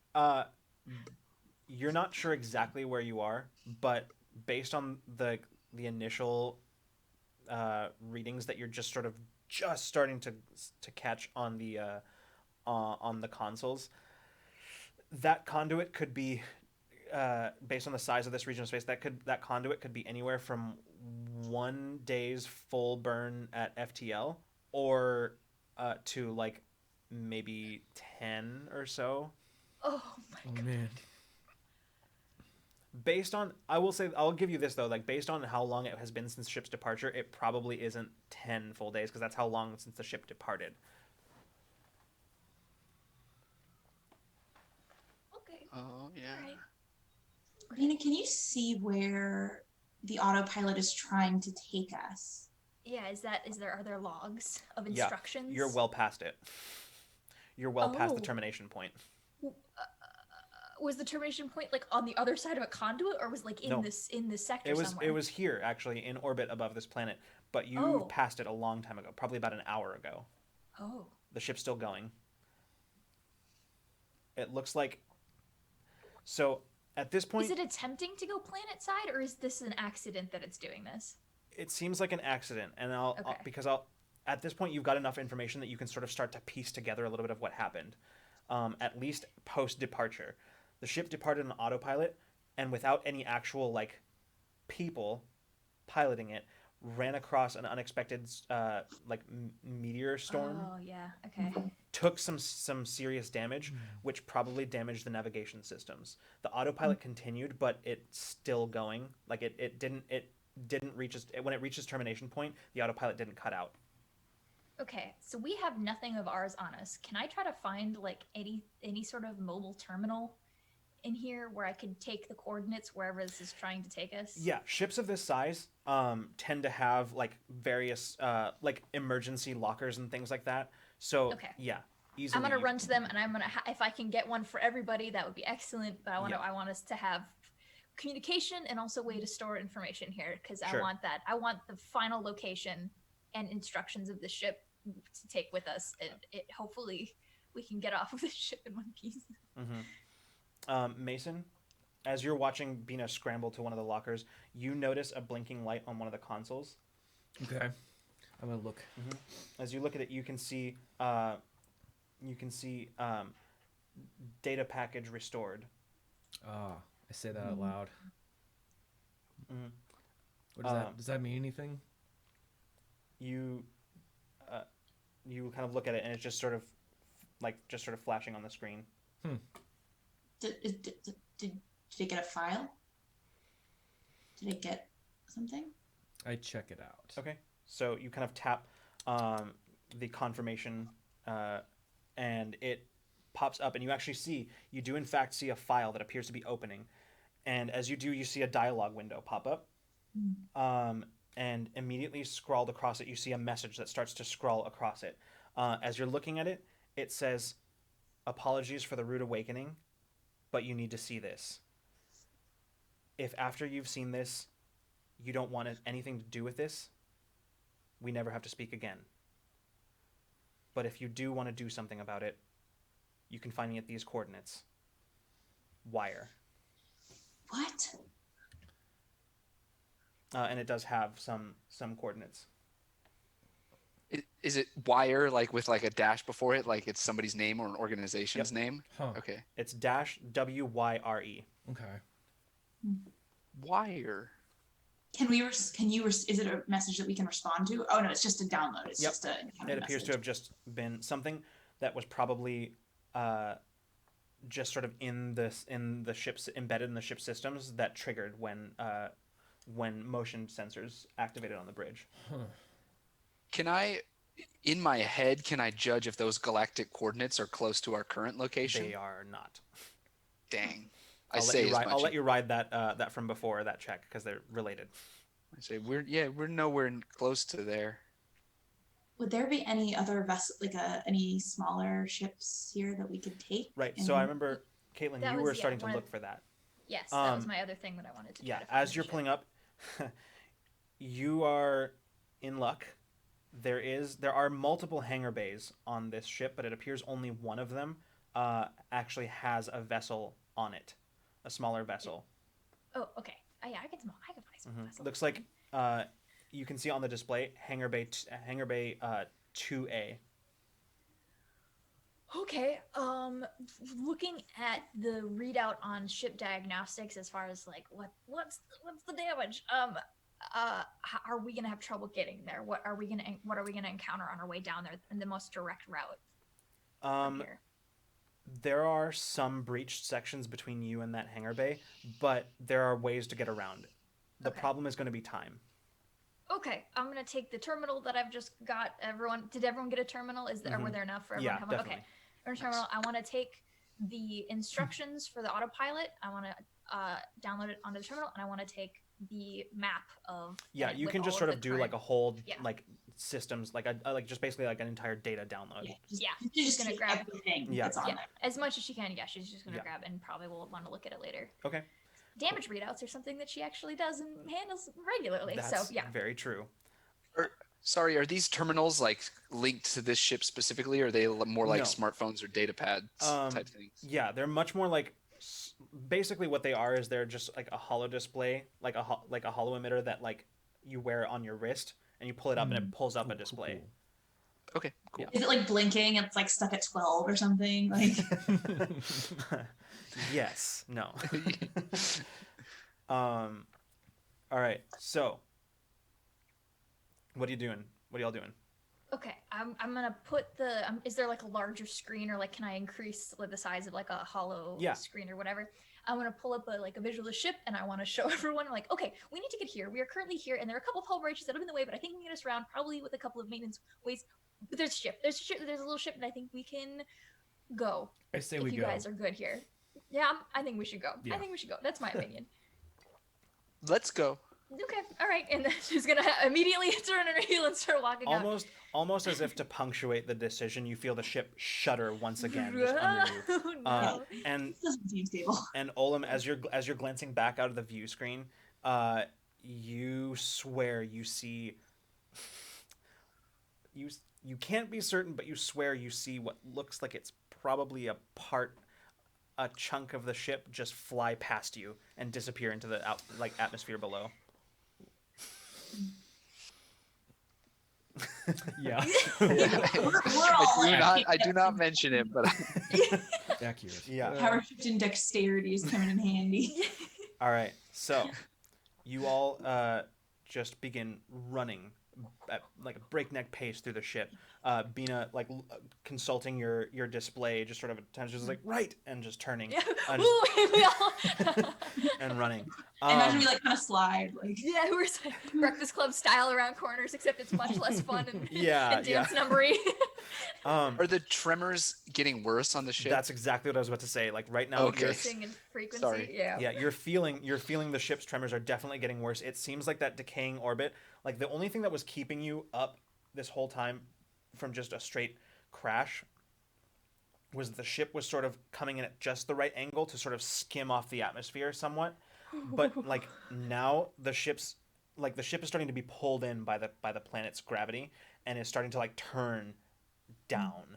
And you a stone definitely can only. Sorry, a stone can only skip so many times. Yeah. You're starting to tell like the ship was in orbit, but it was a very unstable one, and now it's being pulled in, and you're going down. It's probably gonna be a bit. And just as Bina has that thought, you just hear the ship's computer warning. 5 minutes to impact. No impact, no warnings. We're going. Please Hold on. proceed to the She's nearest just gonna- evacuation center. That's what we're doing. You book it through the ship, just running. Breakneck, just Yeah. absolutely as fast as she's ever gone on foot. You finally, what seems like way too long later, you burst into the hangar bay, not even waiting for the doors to fully open, as you just sort of screw through. yeah, you just make your way through as it is you are cutting it close. Yeah, as you- visual diagnostic of the ship. Is it flyable from the outside? it actually looks like it's in perfectly good condition. Oh fuck yeah! The Let's ship that go. you're seeing, that you're seeing in front of you is shaped similarly to the ship that you remember seeing, the ambassadorial ship that you saw pull into the starbase on Okay. your last day there. Very sleek in design, and the bow of it looking very much like a bird of prey. Oh, I knew I'd get inside one of these guys. As the sides of it sort of swoop outward to sort of like almost kind of like an arrowhead design, and where you can see like the two engines to either side that sort of hang backwards and low just a little bit. The bridge, which you can see from here looking up to it, seems to be located towards the front center of the vessel. that sort of has offers like a very good like field of view from the bridge itself. This vessel is relatively small, probably at most would require a 4-person crew, but like more than likely a ship of this vessel only requires like a single pilot to operate. Okay. So Both of those boxes are checked. but I will say, as you make your way into the hangar bay, you can hear the ship's computer warning: artificial gravity systems failed. No, And no, we as don't that's want happening, that. you can sort of like all start to feel everything just start to shift as the ship, which is at a very steep angle. Everything inside of it that is not bolted down just starts very gradually shifting as you feel. You can feel like the gravity changing around you. No. I need to get inside that ship right now. I need to get in that ship so fast. All right. Will it open? Do I have to, like, can I get in? Is it locked? Is there like a... It appears to actually have the boarding ramp down, but Oh, good. I need all of you to make. It's gonna make a Yeah. roll. Yes. It's gonna be a might or speed, up to you. Okay. And the difficulty on this is going to be 3. Ooh. Can I use can my multiple arms be an asset to hold on to anything? You know what? I'll allow it. Yeah. I'll allow that. Arms. Can I since I have a power shift in dexterity, would that help me like kind Yes. I was gonna say I have the same thing. Uh-huh. All right. of lower the I difficulty? use encouragement for my friends? Okay. To give them, I don't know if anyone can tell me if it's only one target, but one and like point allies gain an asset in either defense, attack, or any task related to any skill you're training. I want to pick specifically: is this a defense roll or is this No, just this a is task? Oh this shoot, is I'm just- not trained in dexterity. yeah. Then never mind. I can't. help. I also have encouragement. And you're trained in. Yeah, and I'm trained in Hey. dexterity. So You help us. I'm just gonna say steady. Okay, everybody, hold on, walk. I'm just gonna kind of start guiding people and like. Yeah. And Nice. as she's speaking, all of you suddenly like that immediate panic and adrenaline that you felt like rush, you like at the moment you start feeling your feet coming out from under you, you sort of the panic dissipates. You can still feel the adrenaline, but the panic dissipates. Almost like Ground with yourself. every word that she speaks. Wow. Ground yourself.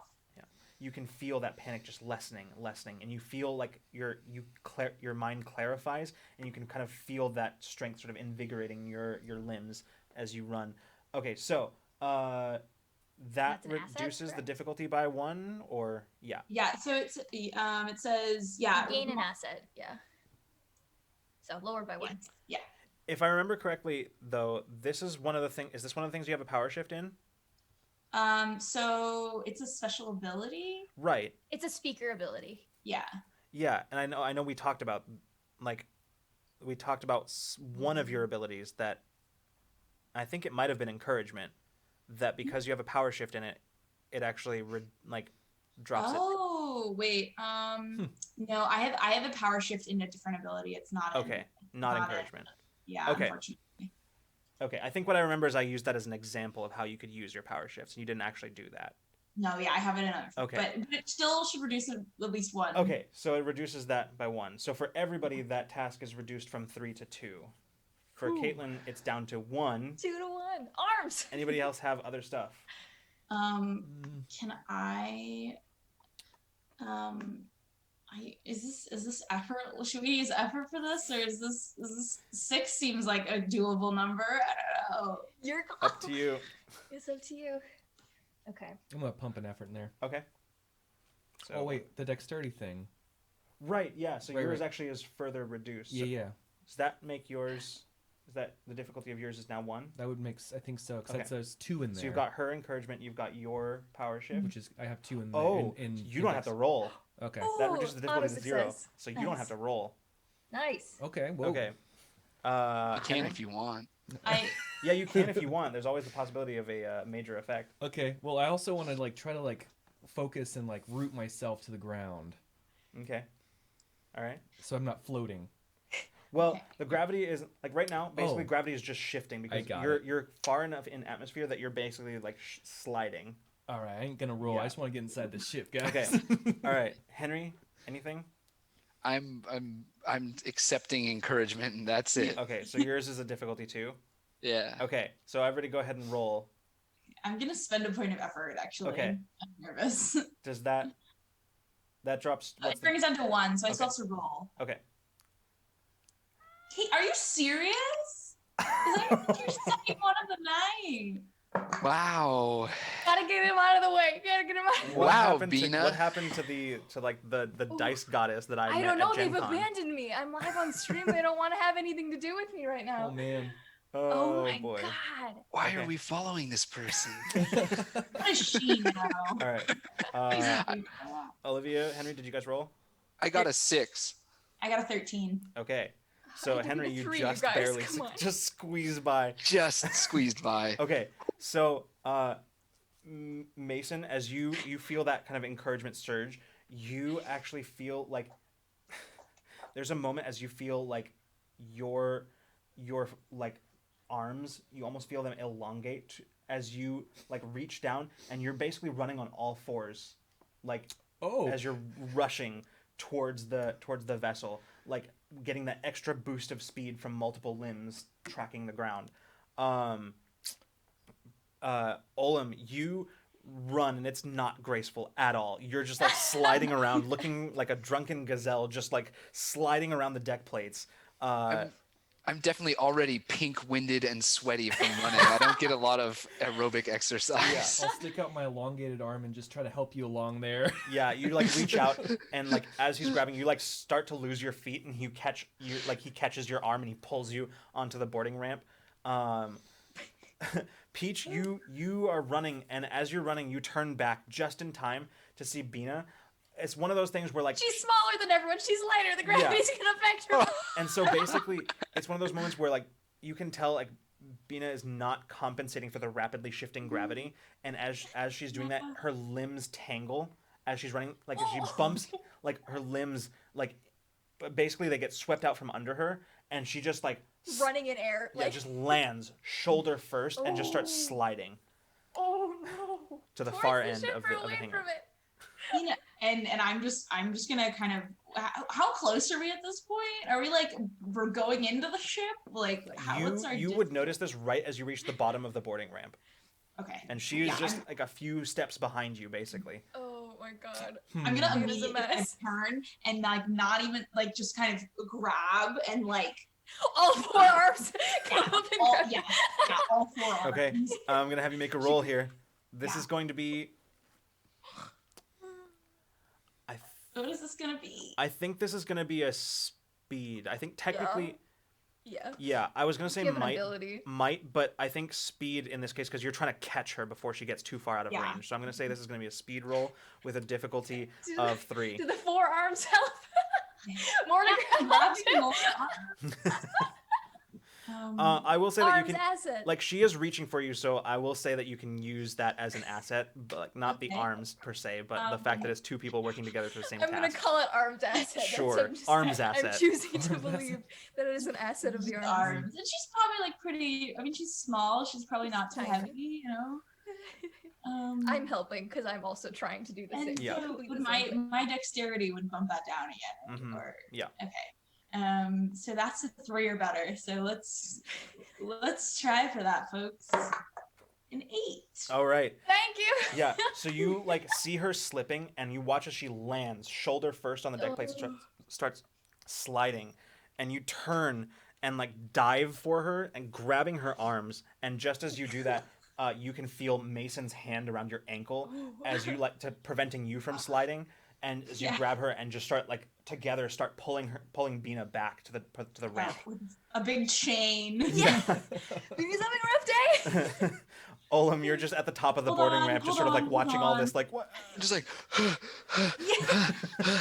good job, got it. You managed to Trying pull to keep Bina everyone up. calm. Yeah, you managed to just pull her up to the boarding ramp and set her kind of upright, and kind of take a breath.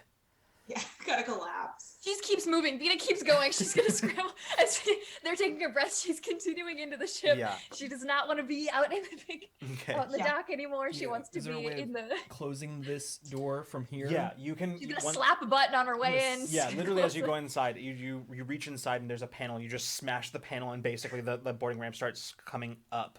Watch As, your fingers. the door Just door rounding a corner and the away door to from the you. ramp closes, slides shut, sealing, and you can hear just behind it as the ramp just locks into place. You can feel once again an even more violent shudder throughout the entirety of the ship, Bina, as you're like rushing through corridors, and you find your way up to the bridge, just booking it in there. Are the rest of you following to the bridge or? Yeah. Yes. Okay. Yes. Not following everyone, yes. Bina like launches herself like over the pilot seat and into it, and it's just like wake up, wake up, wake up, and it's like gonna start to rouse the ship. Okay. Good morning. Okay, so you see as the ship systems start blinking on around you, displays start popping up. Immediately, the thing that the like a warning pops up on the ship that essentially informs you that the ship has a boot on it, which basically what that means is that for your purposes, it's fine. What it means is that the ship is currently, until that is removed, incapable of going to FTL, but it looks like it's not preventing you from taking off. I'll work on it. Can I interface with the larger ship to get the bay doors open to get us out into space? Yeah, you can. You start sort of reaching through, doing the like setting the permissions, like sending the permission requests, and as you're looking, you're just kind of like praying that there's enough power left in the ship. Big ship itself. And as you do, you see as like it's just sort of like sending sort of like just a spinning wheel, just sort of waiting. As you feel just a violent shudder once again through the ship. All of you are sort of like, all of you except for Bina are like knocked to one side as you're sort of still standing. She's just I think just kind of like tapping nervously, like her fingers on like the side of the console, not buttons or anything, but just like tapping, watching it spin. She's like, Olem, do you think you can do that thing again with And the outside doors? just as that is said, it just blinks. It just says permission granted. Hangar bay opening. And you hear that clunk sound as the hangar bay is the doors disengage as they just start opening. As you see, there's the containment field is still active but like flickering. As Can I fly through that, or do I have to turn that off? yeah, you can fly Okay. through that. Yeah, as soon as the doors start opening, she is like. All right, you moving. take off and just fly straight towards the hangar bay doors. And we're gonna have our first piloting check here, Caitlin, because those doors are not open wide enough yet. No, we gotta get out. All right. Okay. We can just shoot them open. Are there guns on this thing? What's Smash through. the difficulty? The difficulty is gonna be 4. 4. Okay. I am trained in vehicle driving and also piloting. One of those will piloting is the one that's gonna help you out. here. Piloting. Okay, so that's 3. Does my can I utilize perception with this at all to try to time it right? Yes, I would say absolutely. Okay, perception tasks that involve sight. Yes. Another one? Absolutely gonna come into play. Okay.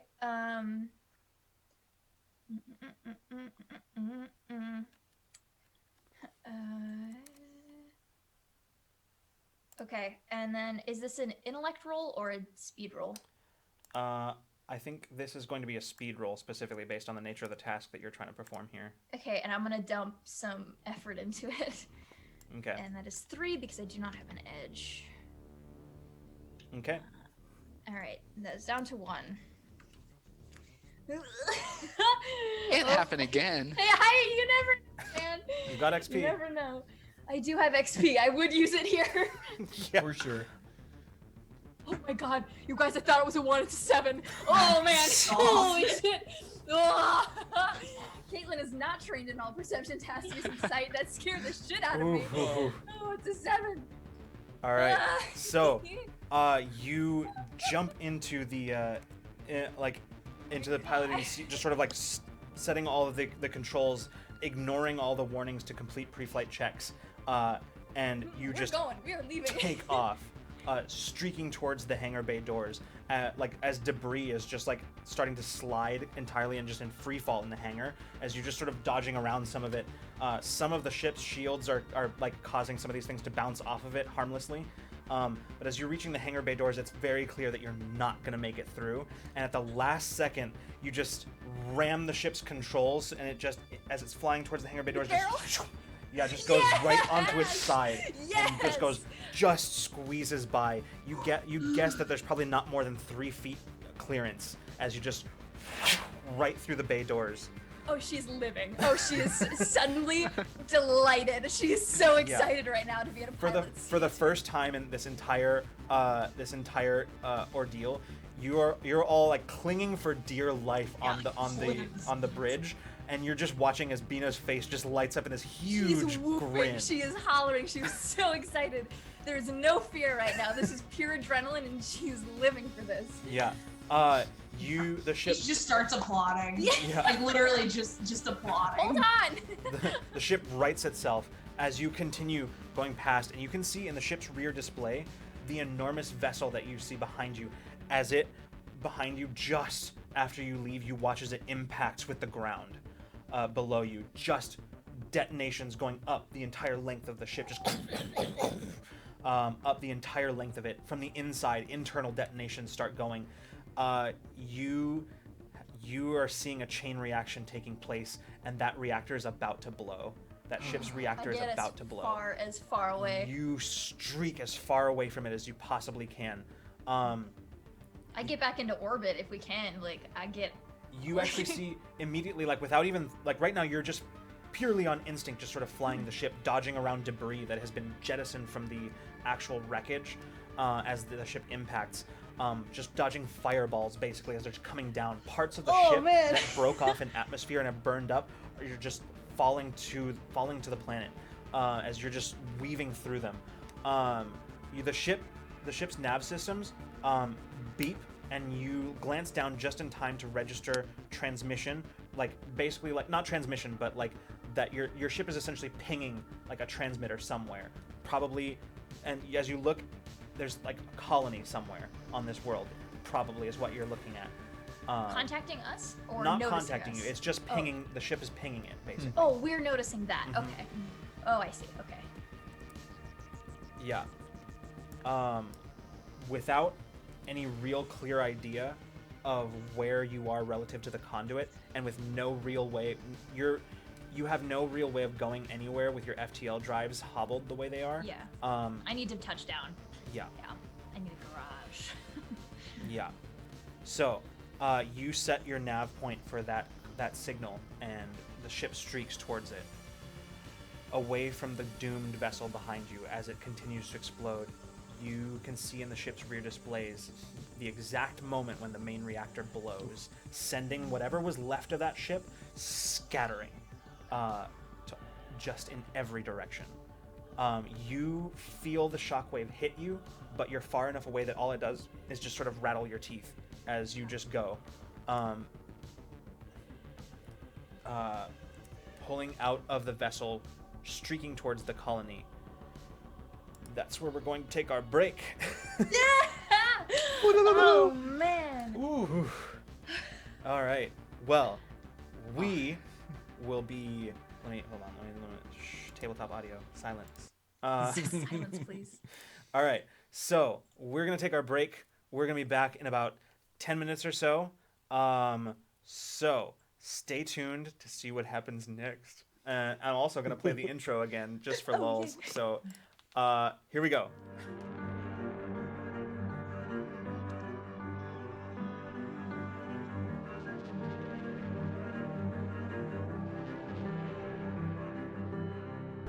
Some will say this is the end. We're surrounded, but we won't give in. No. Who will save us? Who will save us? Sometimes you gotta let go. Leave it up to the hero. Who will save us? Who will save us? When the truth's in the shadow. All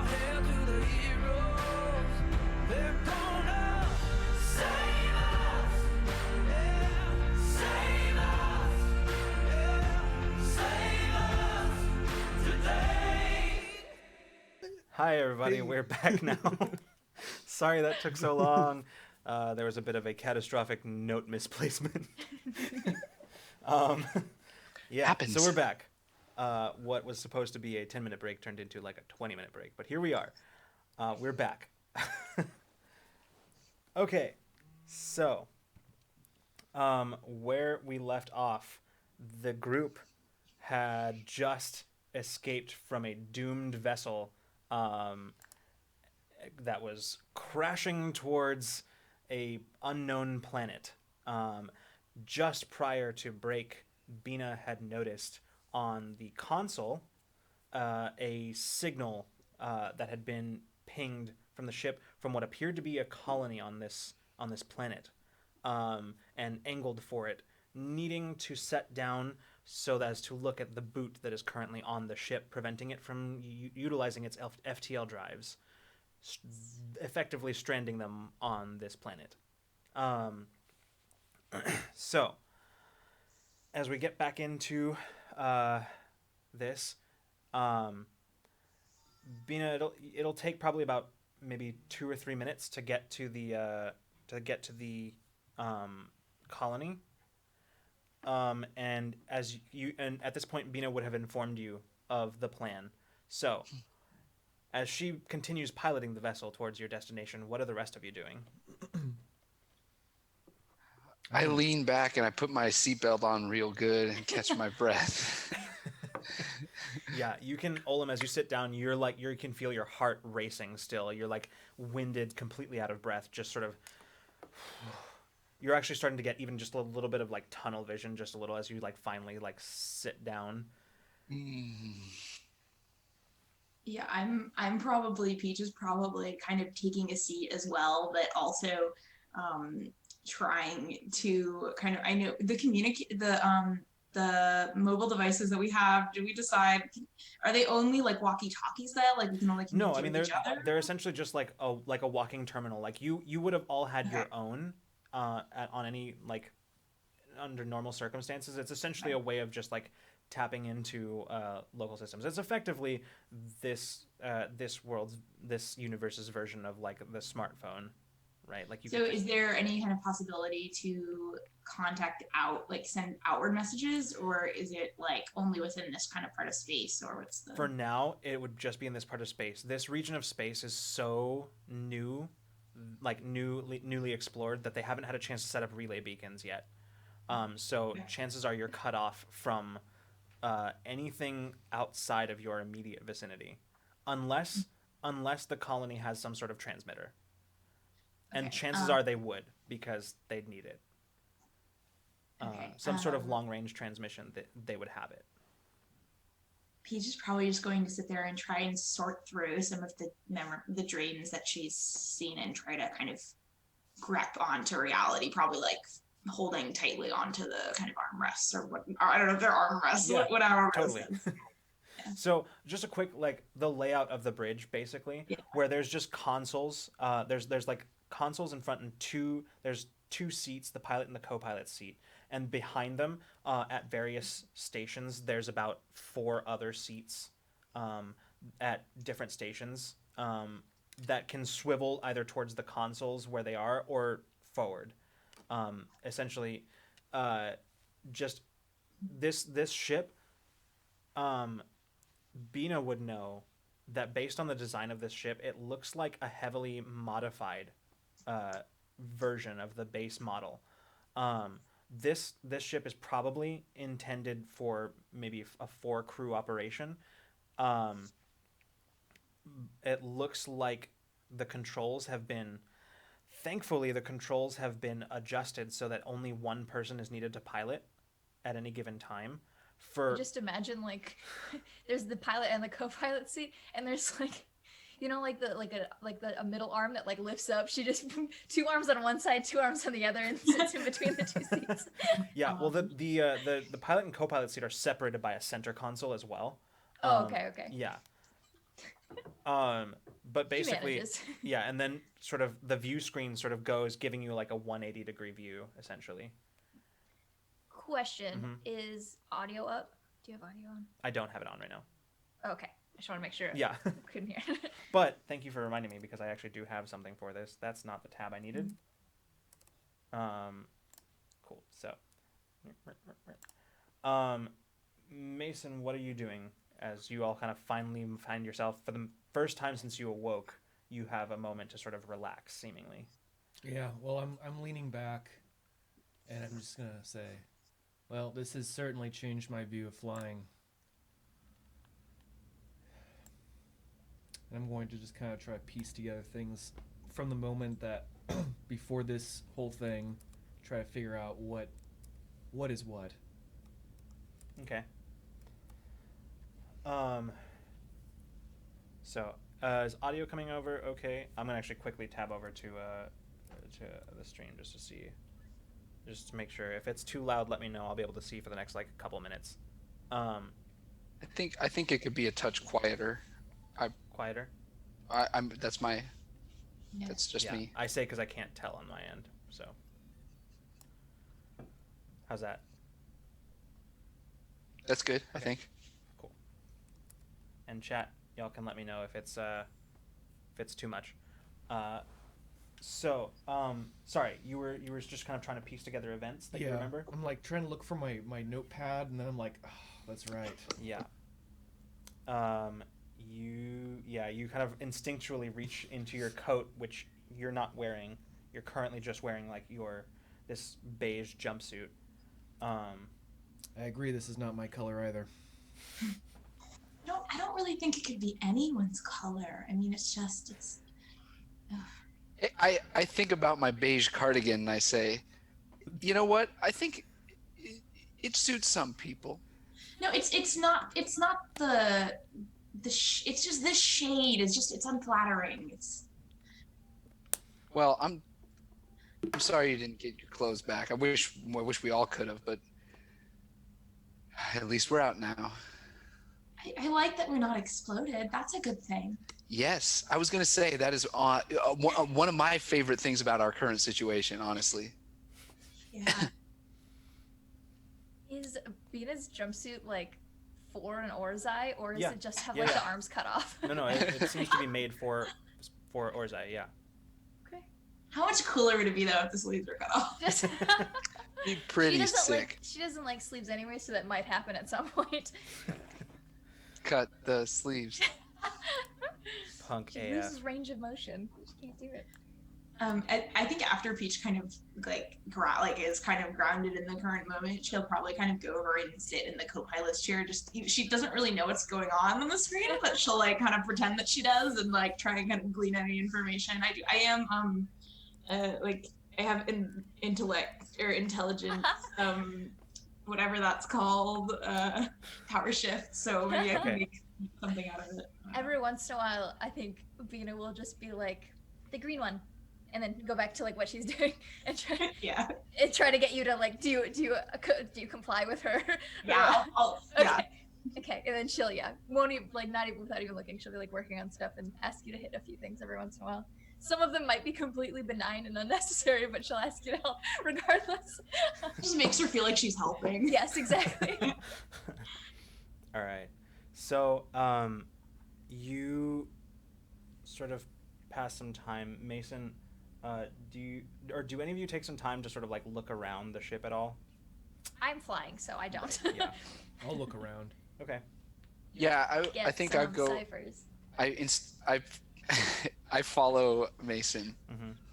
Okay. That's what Caitlin brings up a good point. At any time, reaching any new area, you can fish for ciphers. Feel like if you look around for interesting stuff, you can maybe find some ciphers. So just keep that in mind.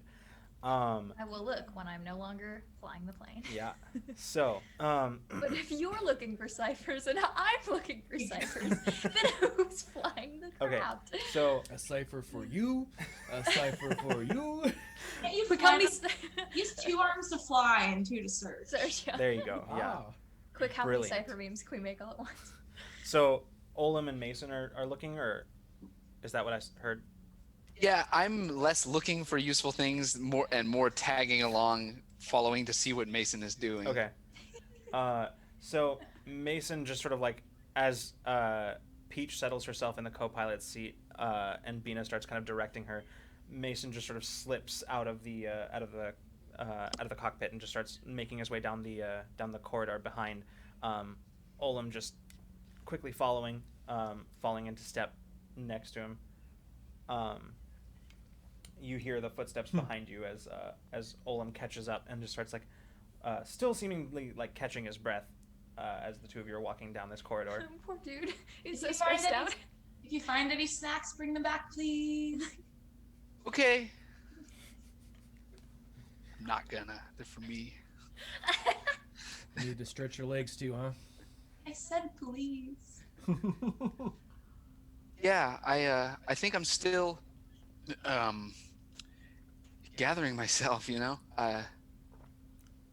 Yeah, how about you? Seem like you've been pretty cool through all of this. What's your line of work? Oh, well, I guess I'm technically still, my line of work is still private investigator.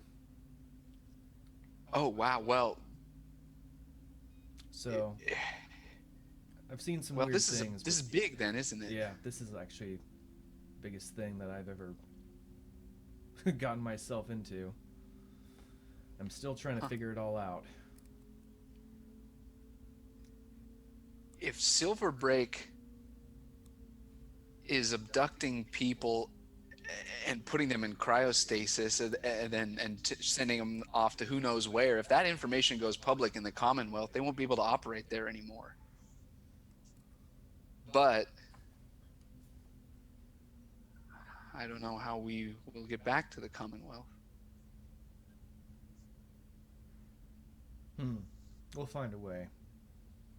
Yeah, so I don't. It's too much to think about. What are you back here for? You looking for the restroom or? Nope, but I've used that to get away sometimes. No, I'm looking for anything that's useful. As you're saying this, you are stepping into you step into a room that appears to be so it's a room that comes off of the main corridor to the bridge, and as you go down it's a door that opens off into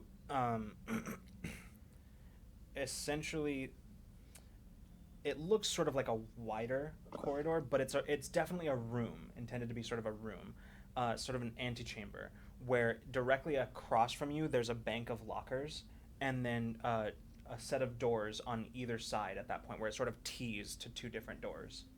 Okay. But immediately ahead of you there's a set of lockers. There's like a table and chairs, and you can see where there appears to be like just sort of like a small utilitarian couch just sort of set there, kind of in this room antechamber. I'm going to check one of the lockers. Okay, so as you're looking through lockers, I want to pull up my charts here because I love rolling on tables. Yeah.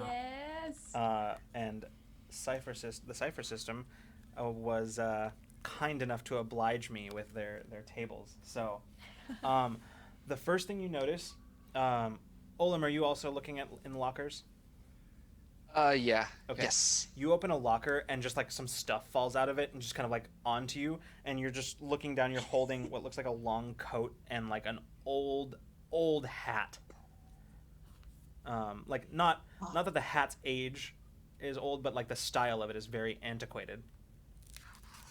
See, I remember the first words that Mason said to me mere half an hour ago or whatever. I say, "Hey, what kind of hat did you wear?" You glance over at him as he's saying this, and he's holding your hat and jacket. Oh, thank you. Never did say what kind of hat, but fedora. Not laughing in character. I hand it to him. I dust it off. Mm-hmm. Then I start to look through the other nearby lockers. I take my coat too, Mm-hmm. and I'm gonna go and see if anything's missing or what else isn't. Yeah. Okay. See where. Yeah, I mean, you kind of feel around in the pockets. As far as you can tell, most of your stuff is it's there. And you reach and you pull out your notepad, and you kind of, yeah. Olam, as you're going through, you actually find your bag as well.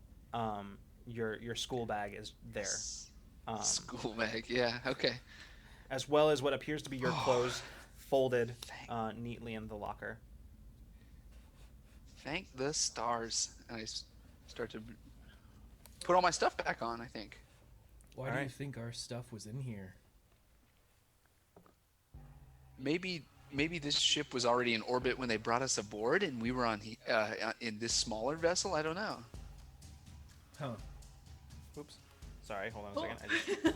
That's not what's supposed to be happening right now. Hey, this is what happens when the GM forgets to loop things. Whoops. Sorry about that. Whoops. Okay. We're back.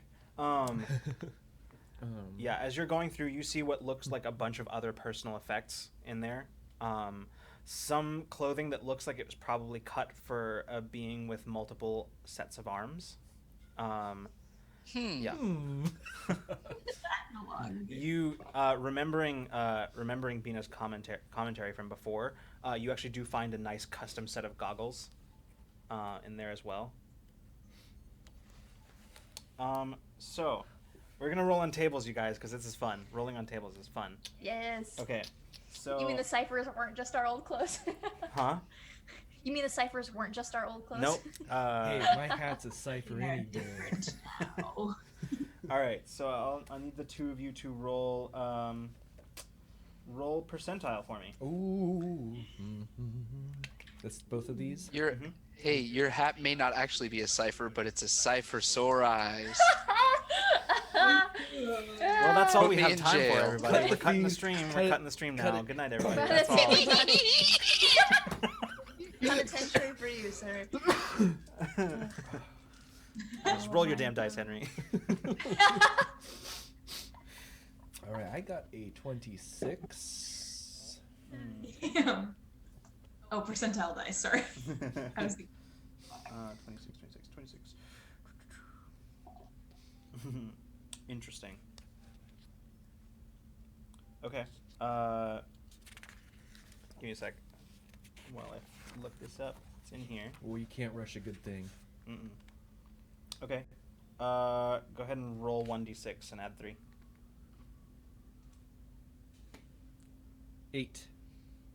Okay. So.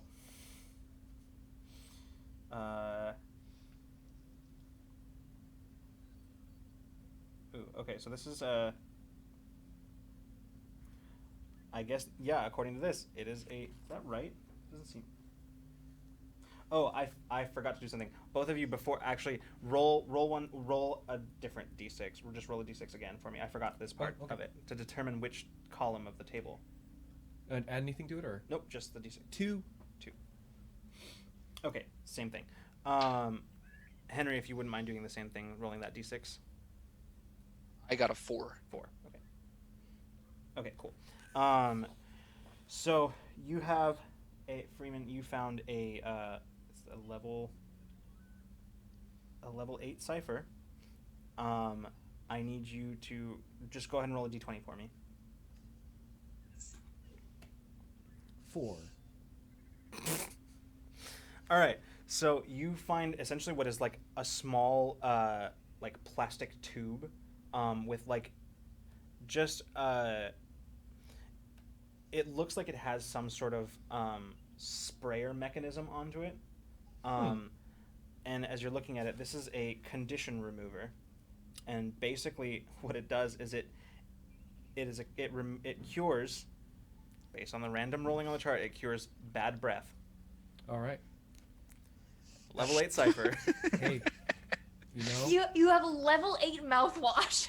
Yeah. Yep. To guard from all, to There's a you really guys will need to gnarly smell my cigarette It, breath. I'll say it doesn't look commercial. It looks experimental.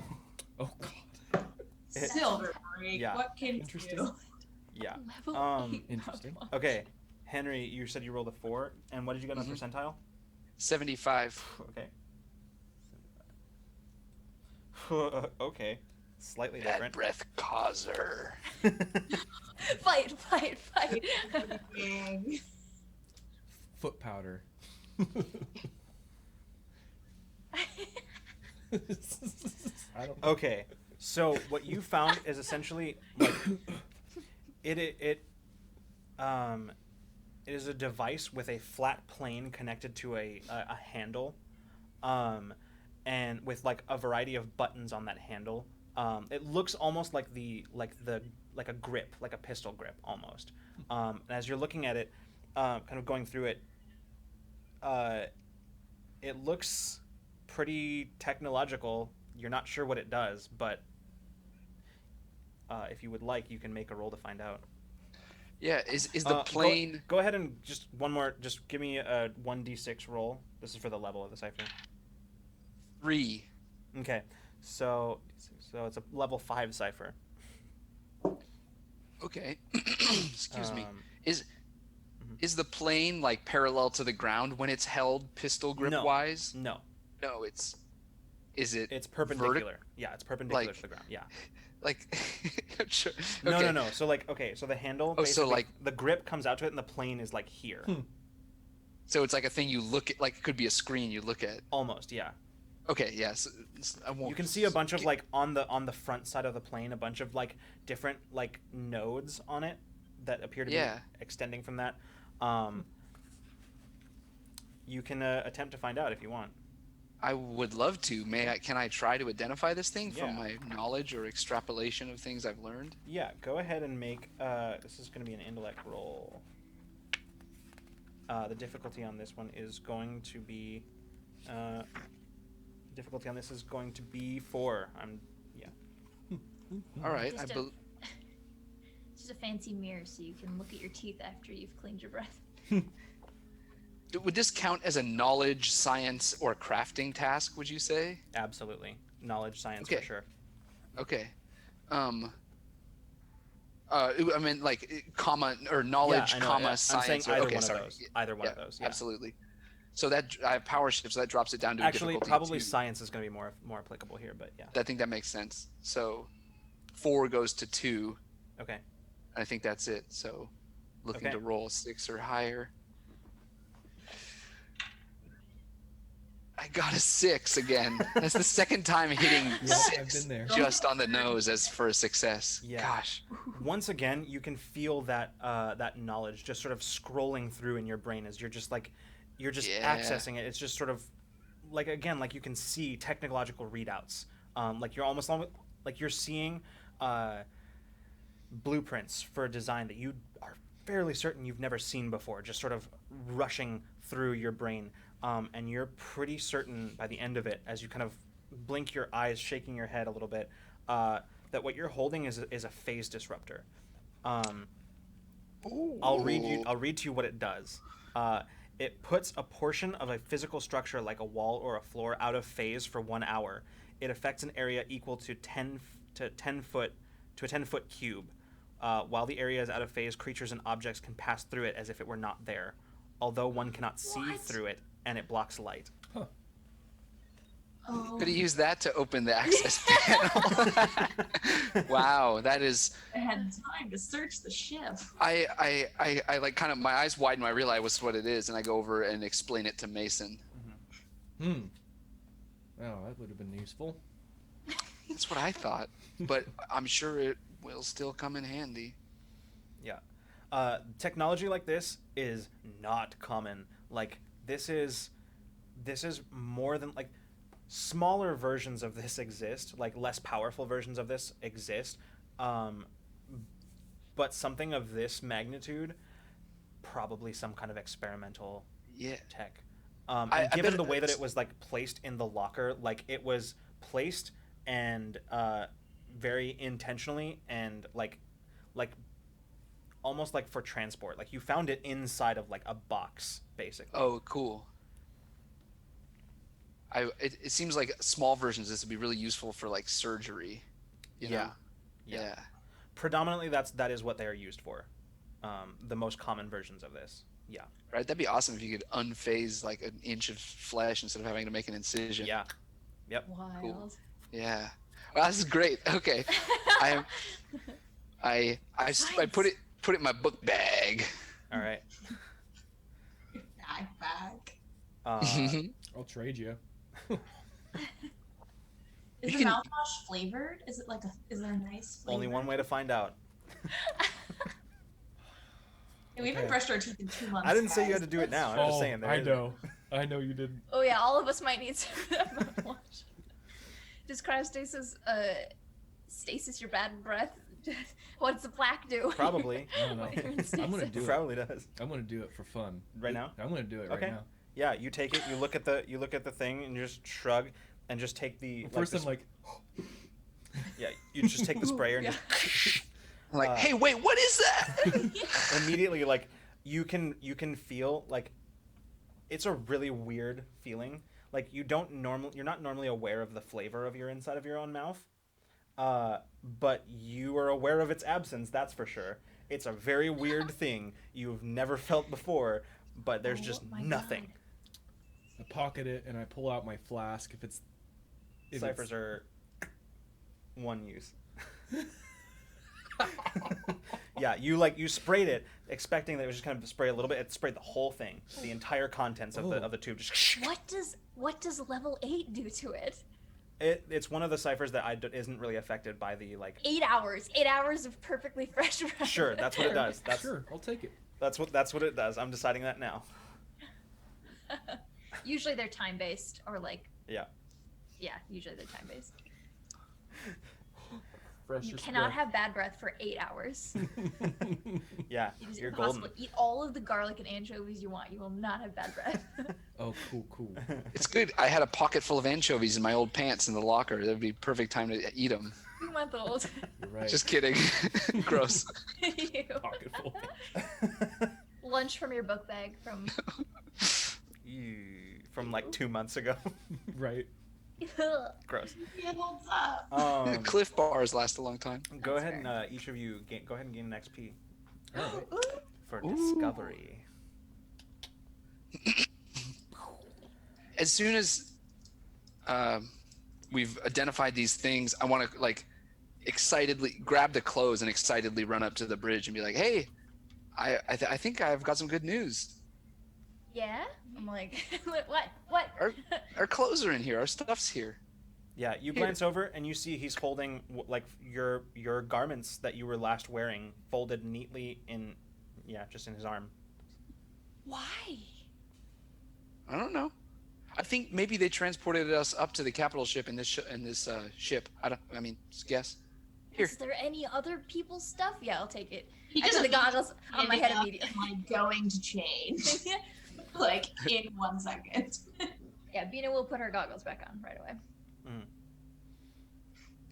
There were some other lockers. I haven't looked through all of them yet. I think Mason's still back there searching for useful things. Okay, well, it's really bizarre if our stuff was the only stuff that was in here, and also we were the only ones who survived that.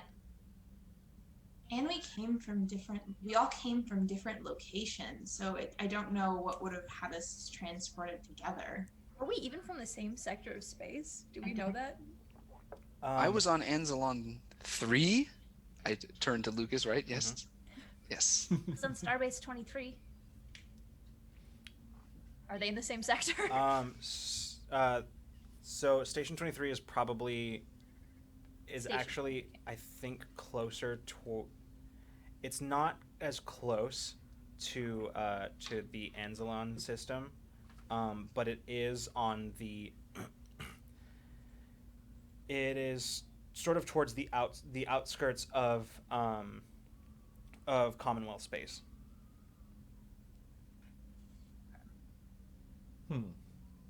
Kind of towards the border worlds, but not quite in it.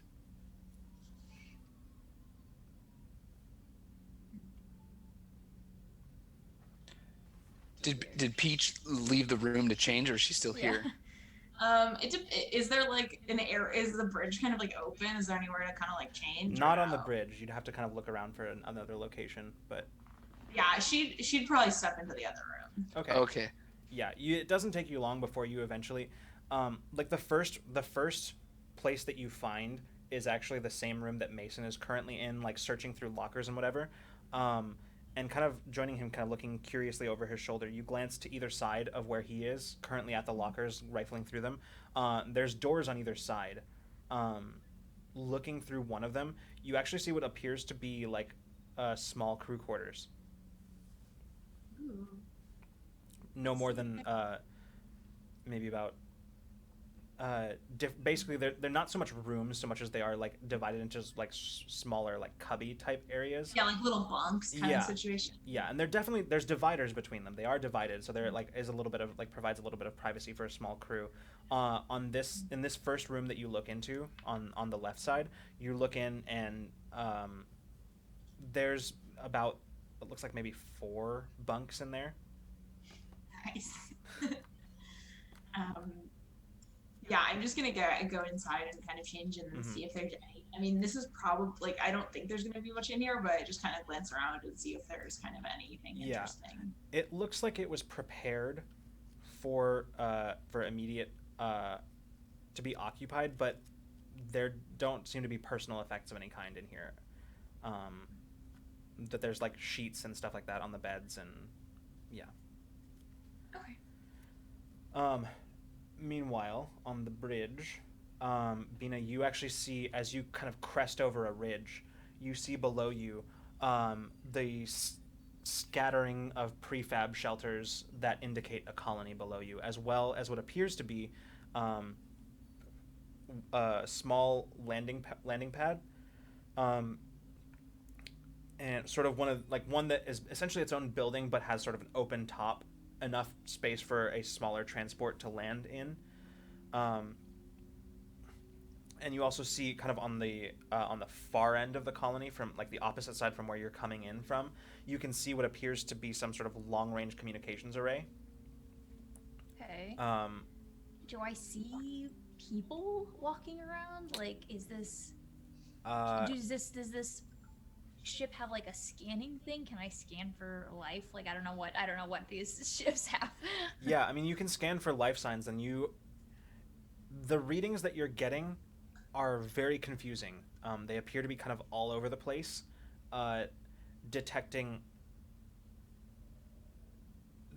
detecting life signs for 1 second and then detecting no life signs, and they just seem to be sort of all over the place. You're getting, as you're looking at it, you're realizing that what you're seeing is a lot of interference. You're not sure from what, but your scans are basically, there's some sort of interference that's running.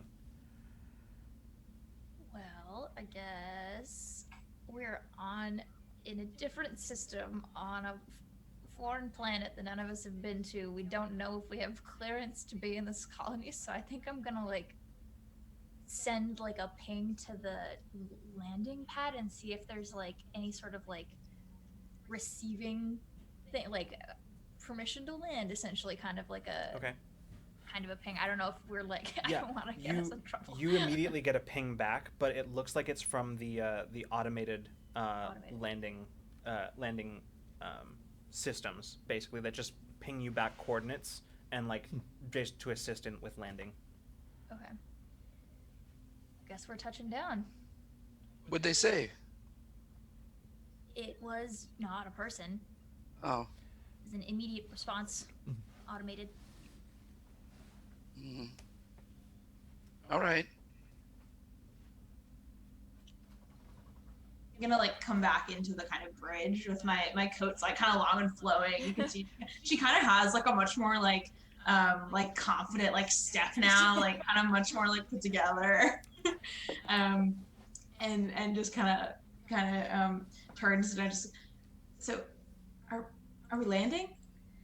Yeah, there's a colony down here that I can't take us anywhere off planet until I get this boot off of the engine, so we have to land, and I don't know who's gonna receive us, but was there any communication? Have we tried sending one? there was just an automatic response to my request for landing. You said, Lucas, there was we saw that the colony was like advanced enough that they had like messaging system. Yeah, Like they you had actually you can see actually right now as you're coming up onto the bridge, looking out of the view screen, you can actually see ahead of you, just as Bina turns the ship to slowly pull down into the landing, into the port. You're looking ahead, and on the other side of the colony, sort of on top of another ridge, just on the other side, you can see the telltale dish of like a long range communication array.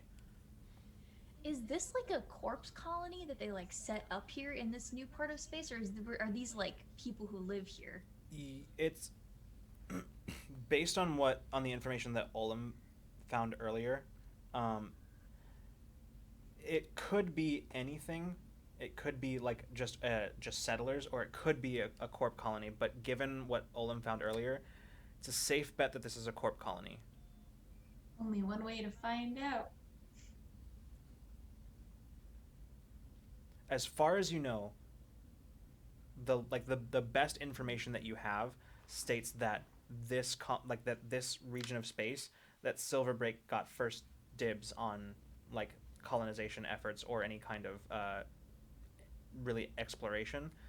That could have changed because you've been out for a while, but you don't know that. Well, we're planetside, and I don't really know what that means moving forward, but no one stopped us yet.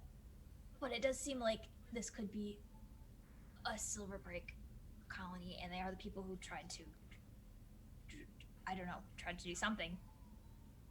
And they're the reason we're here, so I don't know what to look forward to moving forward.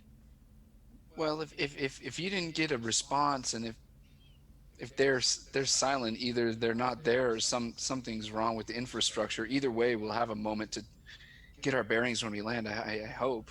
I was getting interference in the scanners, but other than that, I don't have an answer. If I was getting interference in scanners, but I got a ping back immediately from my request to dock, so I don't know. I think the only thing to do is land, right?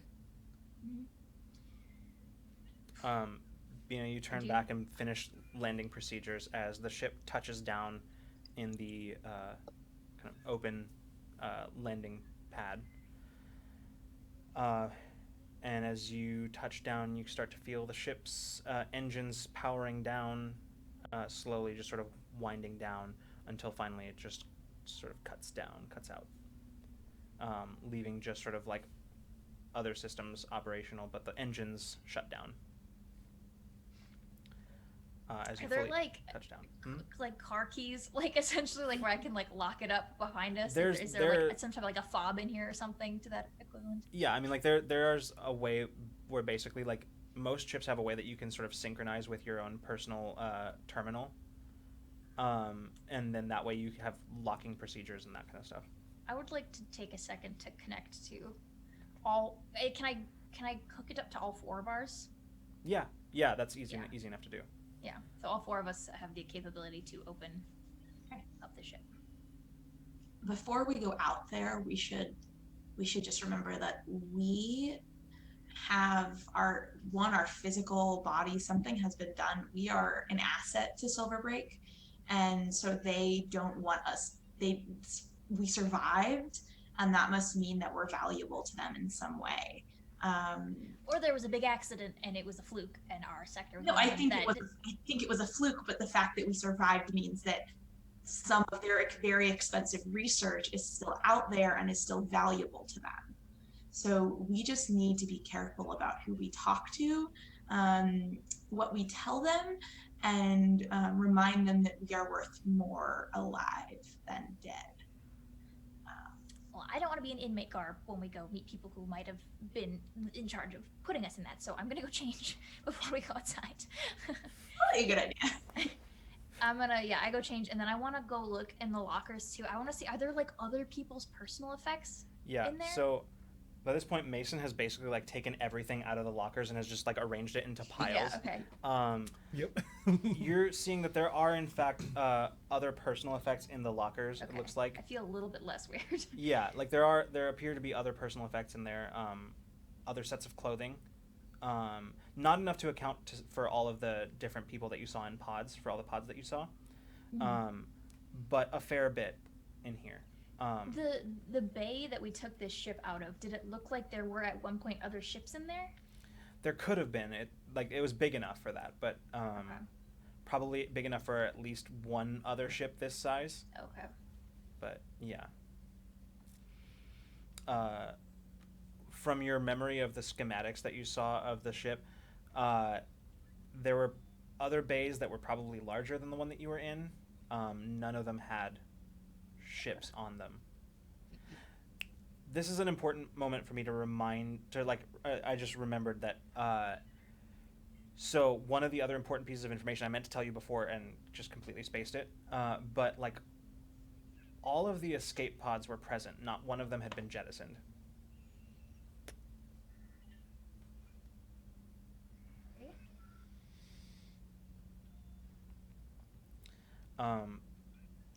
Are you going specifically looking through the stuff, or are you just changing?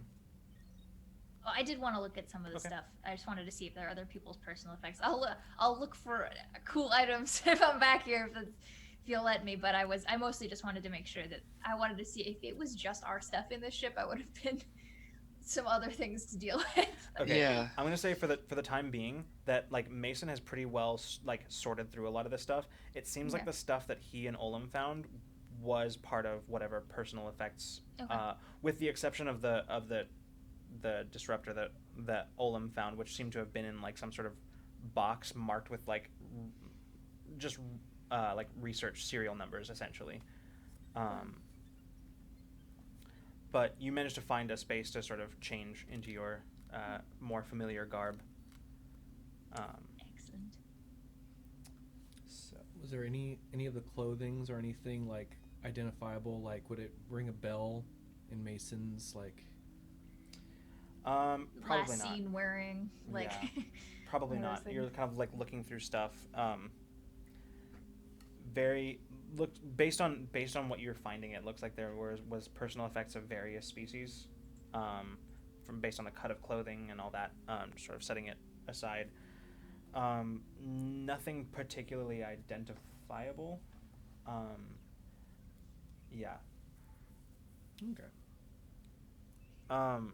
But eventually, you all, having sort of made some preparations, you find yourselves gathering again at the boarding ramp. Okay. I pull out pull out a smoke and I get ready to smoke it as soon as we exit. Man, I hope we can breathe in this atmosphere. God, me too. And I'm gonna open the landing gear. Wait, isn't that the thing you checked? At that exact moment, you feel the rush of air from outside as it just washes in as the seals are broken on the doors, and you're standing there feeling crisp, cool air, fresh air, just sort of wash into the vessel. You take kind of a tentative breath and then fill your lungs with just very, very clean, clear air. Probably the first time Bina has had like atmosphere air in a very like planet atmosphere air in a pretty long Yeah. time. Yeah, Living it's on a base. definitely a stark change from artificial atmosphere. Mm. As the boarding ramp lowers and the doors just kind of open, you look down below you onto the landing platform itself. As you kind of look down under, kind of trying to see if there's anybody moving around, you don't see any movement at all. Doesn't look like there's any sign of destruction or anything like that, just nobody moving around. Are there any? Oh, go ahead. You're good. You're good. Okay. Are there any insignias or anything that we can see on the walls or on doors? Silver break, perhaps? Not as such. Not from. I mean, without going down from the landing ramp, you don't really have a whole lot Yeah, of like field of view. Mm-hmm. Yeah, you're not seeing anything from your current location. So as you all kind of stand there, huddled at the top of the ramp, just sort of looking, not seeing any movement. Can I So I've been like actively trying to not pay attention to other people since the incident the right after coming out of cryosleep. I'm gonna like open it up just a little bit and see if I can feel anyone out there. Okay. You sort of expand your Just gonna let it out a empathic little bit. senses, and as you reach out, they're still very strong, but they don't hit you quite as hard as they did before. Um, Her antennas flinch a little bit, but not as bad as Yeah. she isn't like totally rapping. yeah, and the other thing that you're noticing is now you're sort of able to, from those immediately around you, you're able to like get distinct emotions. They're not jumbled like they were before. You can distinctly sense each of your companions. In the immediate vicinity, nothing. What am I feeling for my companions, just for funsies? What's What your surface is- level? What is your Yeah. emotional state right now?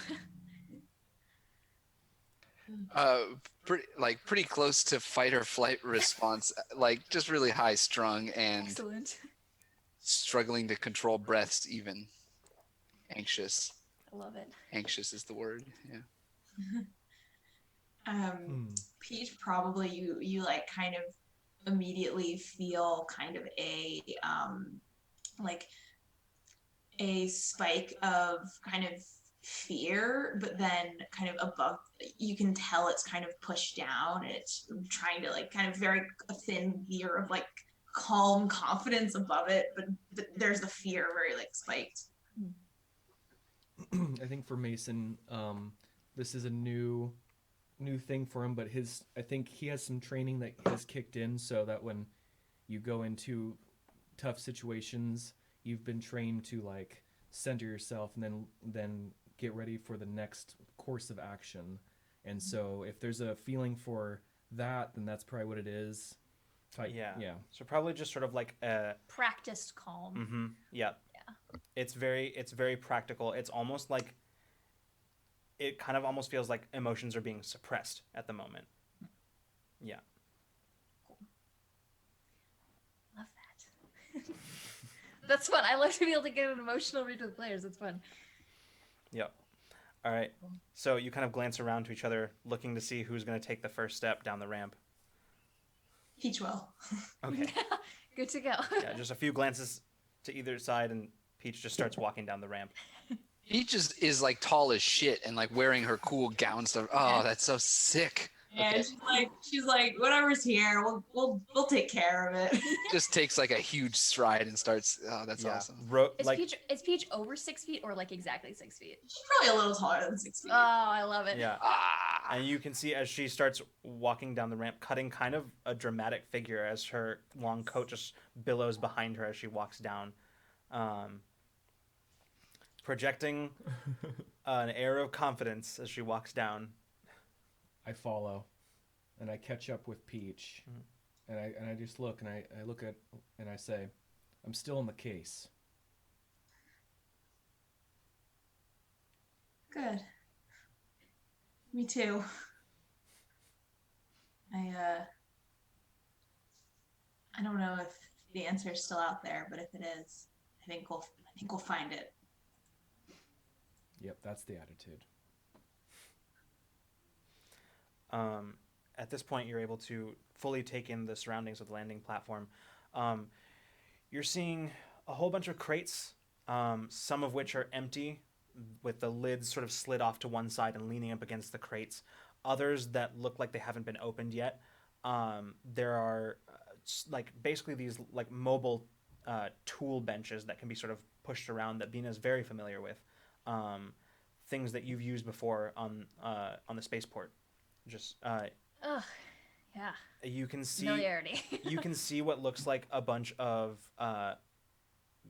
construction or not construction ship maintenance droids that haven't fully been assembled yet. They look like they're in various stages of being assembled, but none of them looks complete. You're looking around and kind of glancing over at like the monitoring station through the windows. You don't see anybody in there. You can see the dim glow of displays, but nobody present. What is it, like the middle of the day? Is it like early morning? It's like probably what? pretty close to morning, based on the angle of the sun. Like basically where you are right now, it's completely open to the sky.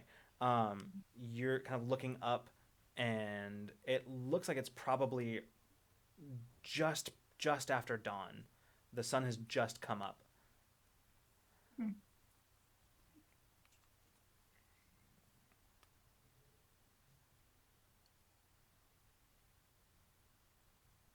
I light up a smoke. Mm-hmm. Yeah. You're all just kind of taking all of these things in, Yeah. just looking Just- around. All of you having your own internal thoughts, and Mason just chink. do we want to try to find other people? Do we want to avoid other people? Do I want to try to get the boot off the engine? Well, I'm all about avoiding people at this point until we know more information. Very And important of I that. think You I are think- still very loud. I think boot off the engine is makes sense without knowing anything else about here. We should the ability to travel FTL is what we need, Are right? you volunteering to help? Yes. Okay, and she's gonna link two arms into yours and pull you over to some of the toolboxes, and she's gonna get to work at removing the whatever is preventing us from going fast. All I right. think we get a lay of the land, Mason. All right. Okay. So the two of you kind of make your way towards the exit to the spaceport or to the shuttle port. You kind of step over to the entrance, glance kind of down the corridors.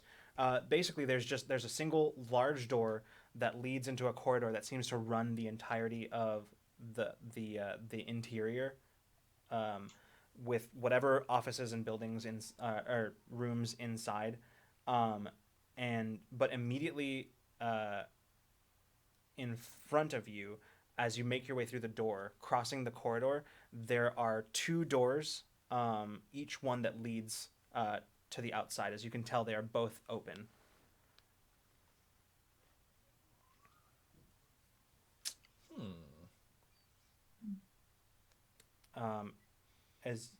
Do you search around in here first, or do you look outside?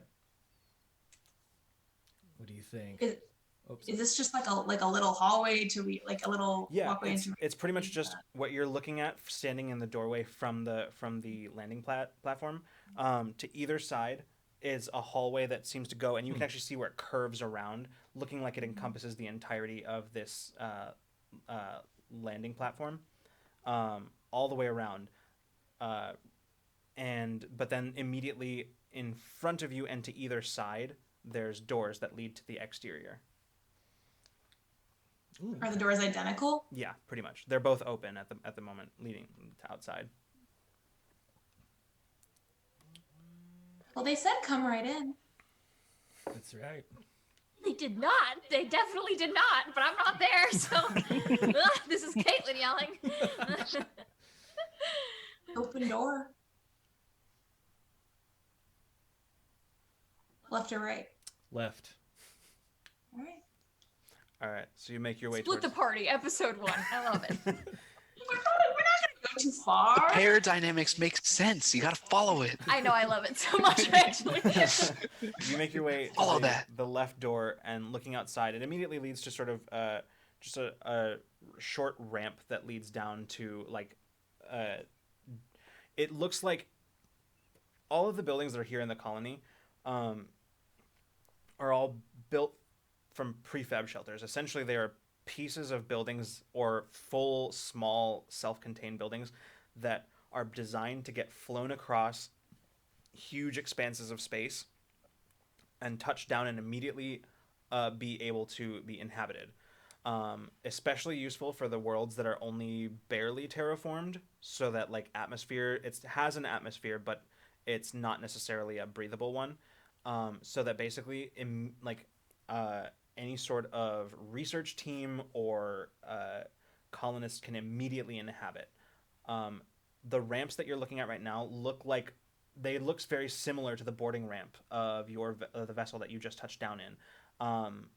probably a remnant of whatever containment this prefab landing platform was built or came to this world in.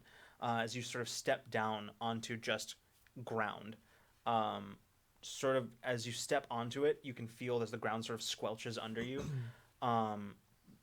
Probably as a result of recent rainfall, you can actually see on like the grass nearby the dewdrops or potentially the remnants of a past storm. But you look around looking at the other buildings and you don't see a single person. No movement of any kind. The buildings are immediately around you. A lot of them appear to be residential shelters. All of them appear to have the doors open just like the landing platform does.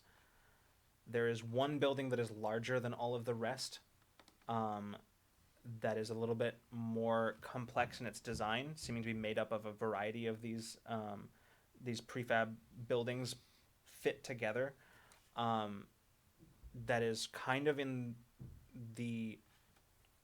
So if you're on the landing platform and the communications array are on opposite sides of the colony, sort of directly ahead of you is still away from the communications array is that larger complex of shelters.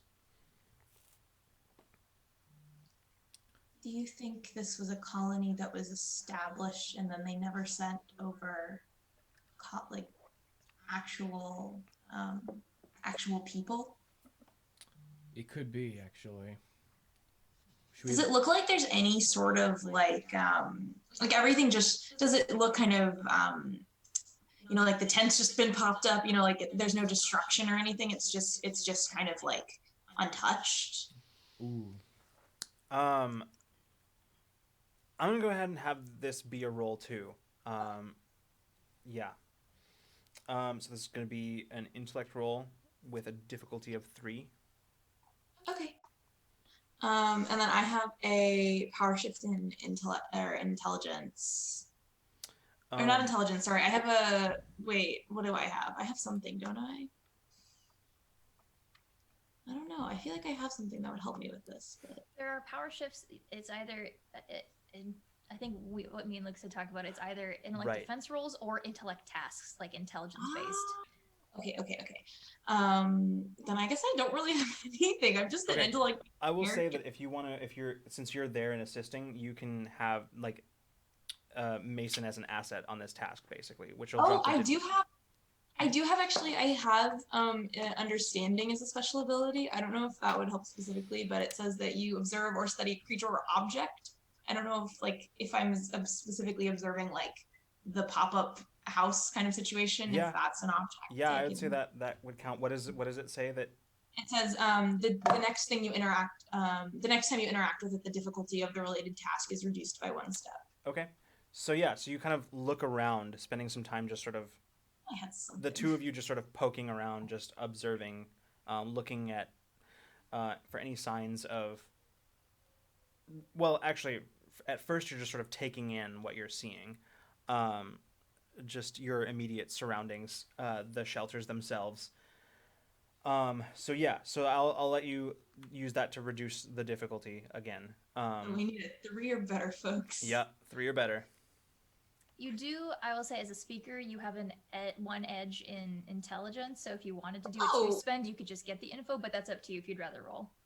Is it a... Oh wait, since I have an edge, that's a free... Is that... So it's normally costs 3, and with an edge of 1, it costs 2. So if you take 2 intellect points out, that you can spend 2 instead of 3 because you... Yeah, I'm just gonna... I did not know that. I'm just gonna do that. You don't have to. Those are your hit points technically as well. So I'm just saying it's an option. Yeah. Well, there's no one here. What could go wrong? I'm just gonna do that. Famous last words. You can still roll if you want to as well, just in case you get a major effect, but... Yeah, that too. You don't have to roll. Mm-hmm. I'm just gonna use I am just gonna use the kind of effort because I want to, or I'm just gonna use the edge because I want to know what the hell's going on here. Okay. Sure. So just in your brief time observing the colony, and sort of with Mason sort of pointing out bits and pieces here and there, like of just making observations about the place.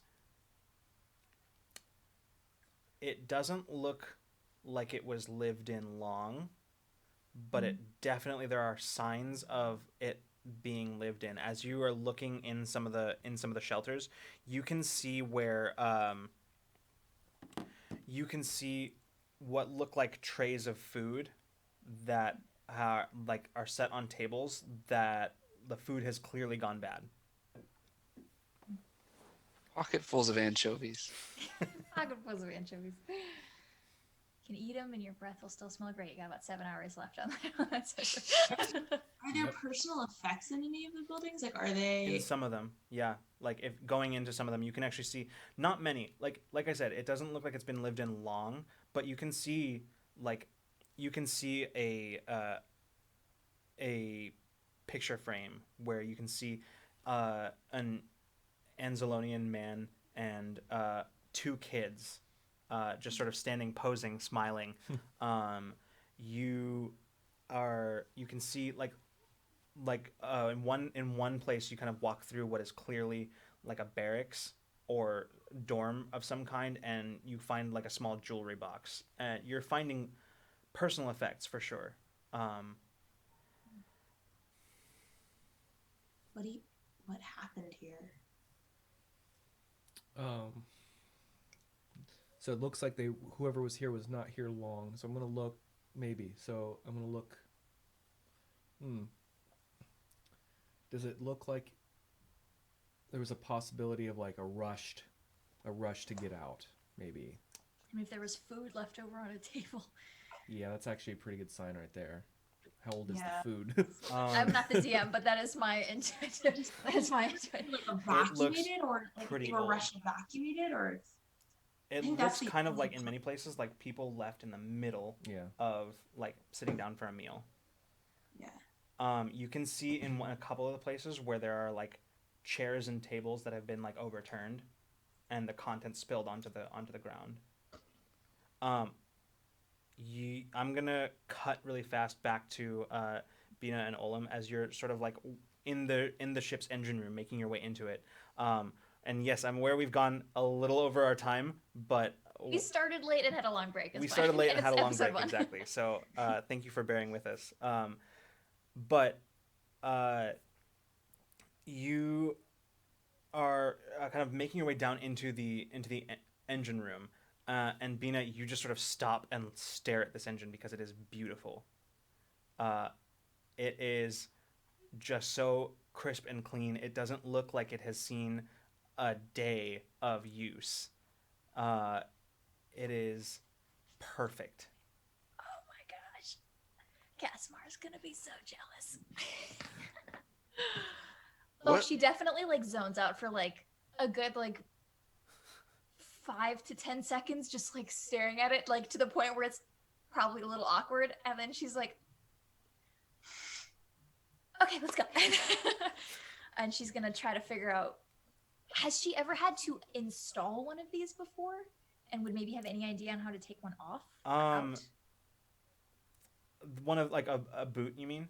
Yeah. Yeah, like that's pretty. Not that's, the engine. No, I'm gonna take the engine I was out. like, why are you doing? What are you doing? It's not the engine. No. I want the engine gone. I want engine. Nope, out of there. This thing can glide. It's fine. That kind of ship. You can control gravity. You can just like take us where we need to go. It's fine. So yeah, I'd say you probably had occasion to both remove them and place them. It's a Sometimes big- people it's a don't big pay their port. docking fees, and you know. Yes.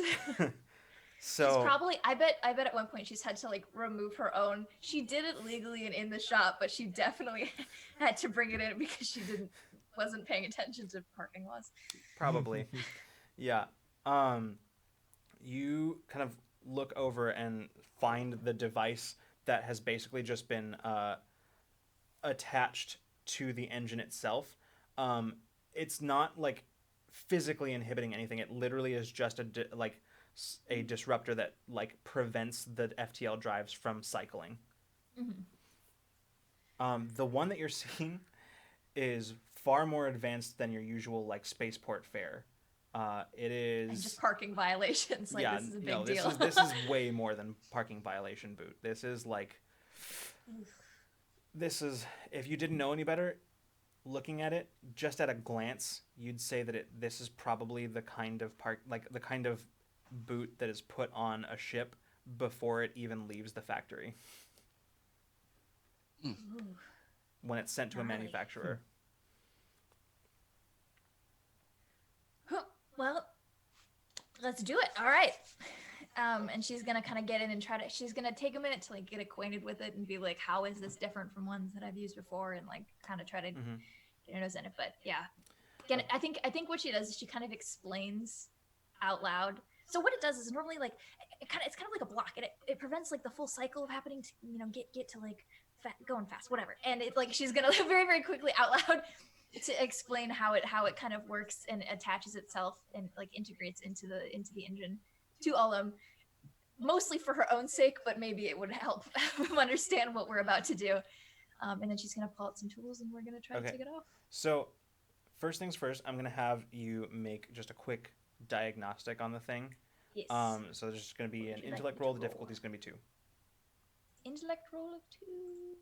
Does my working with engines give me an asset? Yeah. Okay. Does this involve perception, visual? Is a visual diagnostic? Any perception task that involves sight? I No. don't think so in this case, I'm because doing this a is more tech, about like a this is more full about tech. determining like the functionality of the thing. Cool. Okay, so 2 down to 1. Is that correct? Yeah. Okay. Let's do it. 3 or better. Caitlin. What? Oh my god. What? Not a 7 this time. It's a 1. Using It's a different die. It's a different die. I don't know what to Oh do my with this God. information. Like I my don't- entire I'm perception of you as a flabbergasted. roller of dice has been shattered. I know. I don't know what's going on. It's because it's live. Probably. Yeah, probably.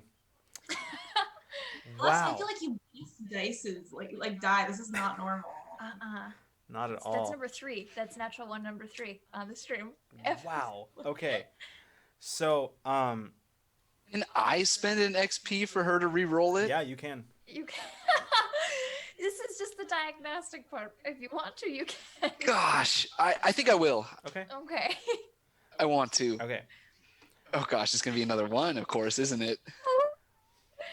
All right, reroll. 3 or better. 3 or better. 3.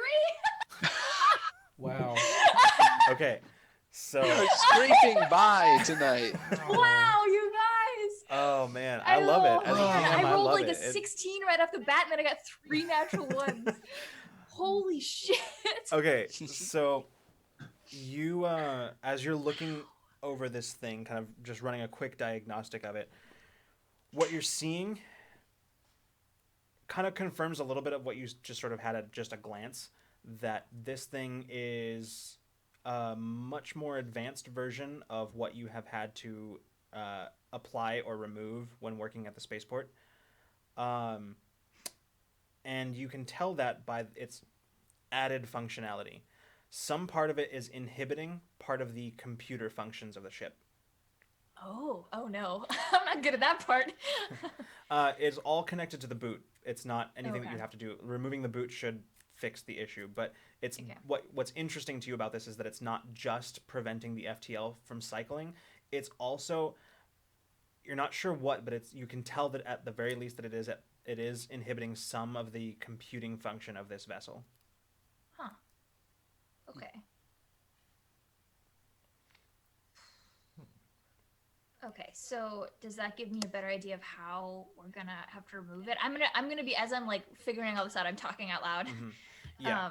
About what I'm. Mostly, I'm holding a flashlight. Yes, you are. It's very helpful. mostly what it means is that the procedure to remove it is going to be a little trickier than you thought, because if done wrong, it could cause some like other minor damages to like the ship's systems, or at the very least, like could throw them alignment, basically. Okay. Yeah. But you just have to be careful about it. Basically, is what you're finding. You're finding that you know the stakes. Basically, you can see like where the Okay. hazards are. Okay. So, as you're sort of like figuring this thing out, you hear Olam as you're standing there, like you're holding this. You hear sort of a clunking, grinding sound, like a kind of a groaning noise as you look around. Um, that's not a sound that the ship should make. Not while idle, or while the engines are off. And so I'm guessing that if I trip it, where are you going with the light? Whoa, do you hear that? Um, as you listen, you hear it again, just sort of like a groaning sound. Um, Like tech groaning? yeah, Like it sounds like not people groaning. no. If you didn't know any better, you would say that it sounds like something is scraping the exterior of the ship. What do I feel? What do I feel? Where is it coming from? You immediately reach out with your senses. You feel Olim's rising fear once again, first and foremost, and you also feel nothing. Not just as in the way that there is that you sometimes feel that you feel when there's nobody around. You feel a void somewhere just outside of the ship.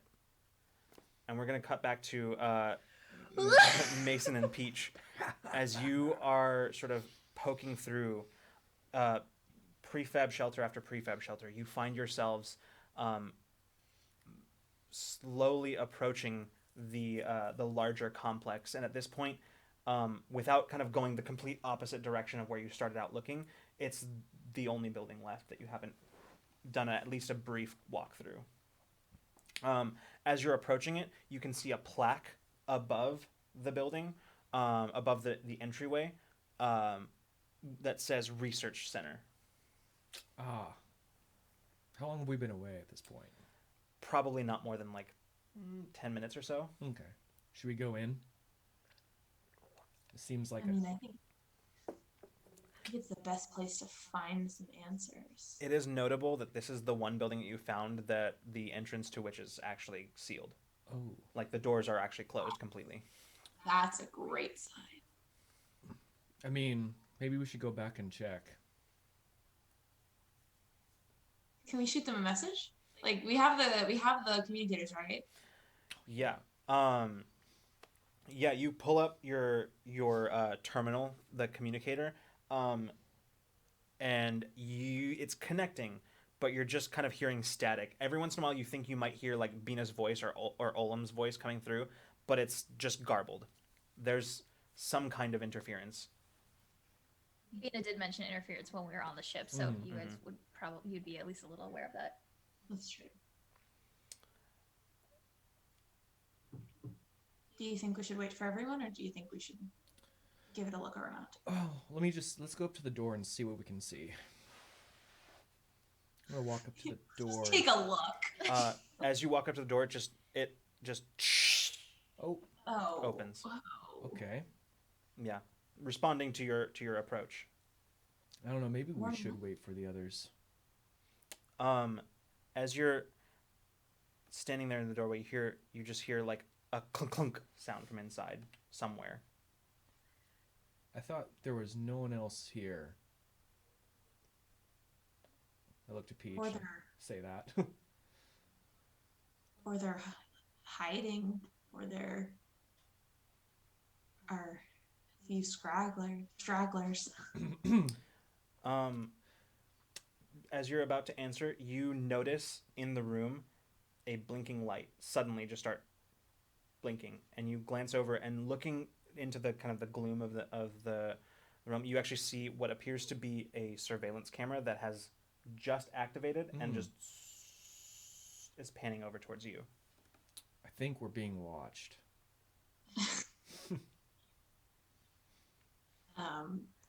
Can I make out kind of with my like vision? Can I make out anything kind of in the room, just so I can see real good? Um, you're immediately looking into what appears to be sort of a small lobby kind of antechamber.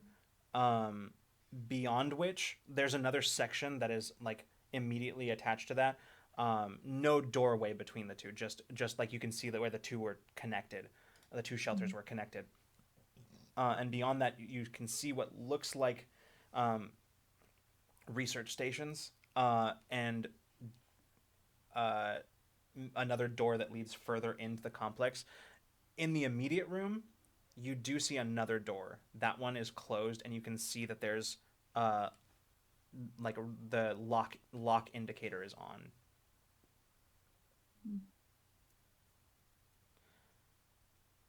On there is a plaque actually next to that door as well that says supplies.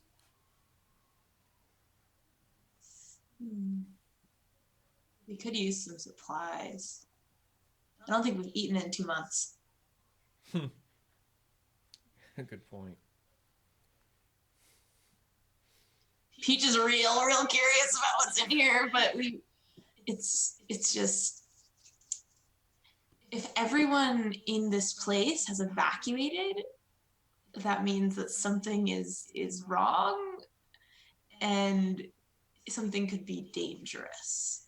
So I think that we should look for some supplies and then maybe come back with the rest of our team and a ship that is ready to speed away as fast as it can. Yeah.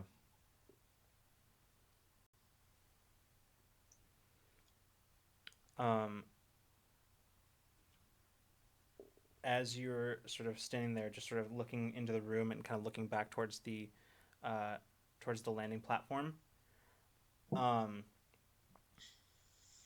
Mason, you glance in and you see the indicator light on the camera just click off.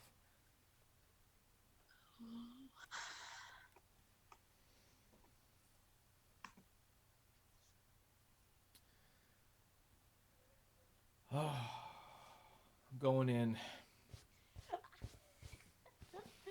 All right, go ahead and gain an XP.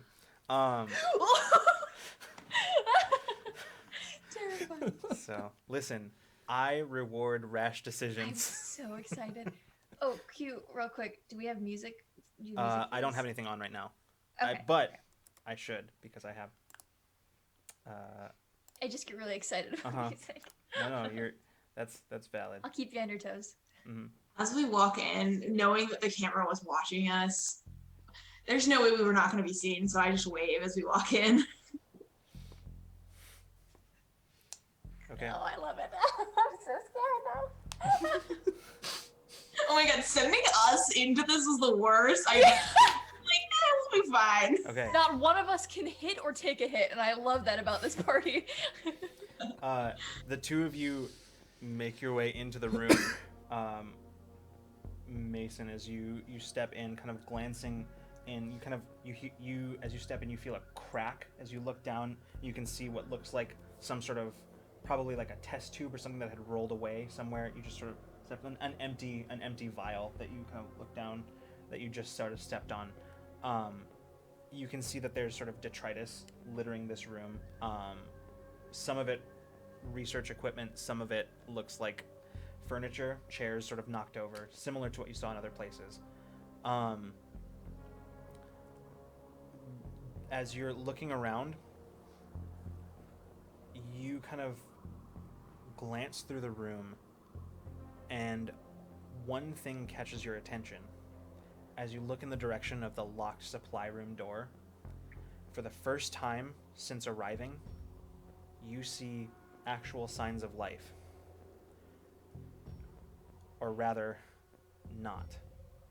As you see what looks like on the ground a dark reddish-brown stain in front of the door to the supply room. No body. Doesn't look like you don't see any drag marks. It looks like whatever or whoever died there because there's enough blood just at a glance that you can tell. That body disappeared. And as you and Peach glance at each other, you both of you noticing it, you look back, and as you look further into the chamber, you see other spots. Pools of blood. Dried. But the one that catches your attention is the one just on the other side of the couch that you are standing next to as you look down. It's still wet. And that's where we'll pick up next week. Oh god. I knew it was coming. Oh my gosh. And it's fresh. Oh. Whew. It's okay, my breath smells good for at least 6 more hours. I'll just charm myself out of this. Oh man. All right. Whew. Okay. Well. Okay. Ah! I'm so glad you brought the music in at the very end. 'Cause that definitely. Thank you for was reminding very me. good. Oh man, I will every time if you want me to, because I Yeah. crave music during tabletop RPGs. Oh, yeah, man. all you had to do was make this like the most rash choice possible, and Split the party. I love it. I'm episode so here 1. for it. I mean, it's not that far away. It's fine. It's just feels right, you know. it felt Yeah, right saying, yeah. Go, I think, I'm going in. Yeah, I feel good about this. Oh, good. Oh, man. Well, thank you, everybody, for tuning into the first episode of Infinite Horizon. I'm so excited to see where this goes. Thank you all so much for being here. Yeah, it's been a long time coming. So, Henry, if you want to fire off just our last quick little, quick plugs. Oh, just the same thing again? The same thing again.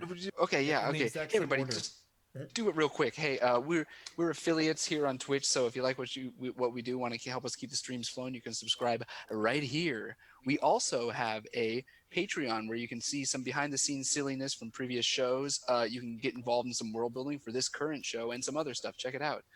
We also have a Coffee, which is the place to see our short-term goals and to toss us a couple bucks in a simple, quick fashion, if you like. Finally, we have a Discord. That's a good place to talk about whatever the heck you want, hear our stream announcements, share your own personal projects. We have a lot of other people doing cool stuff, other streams.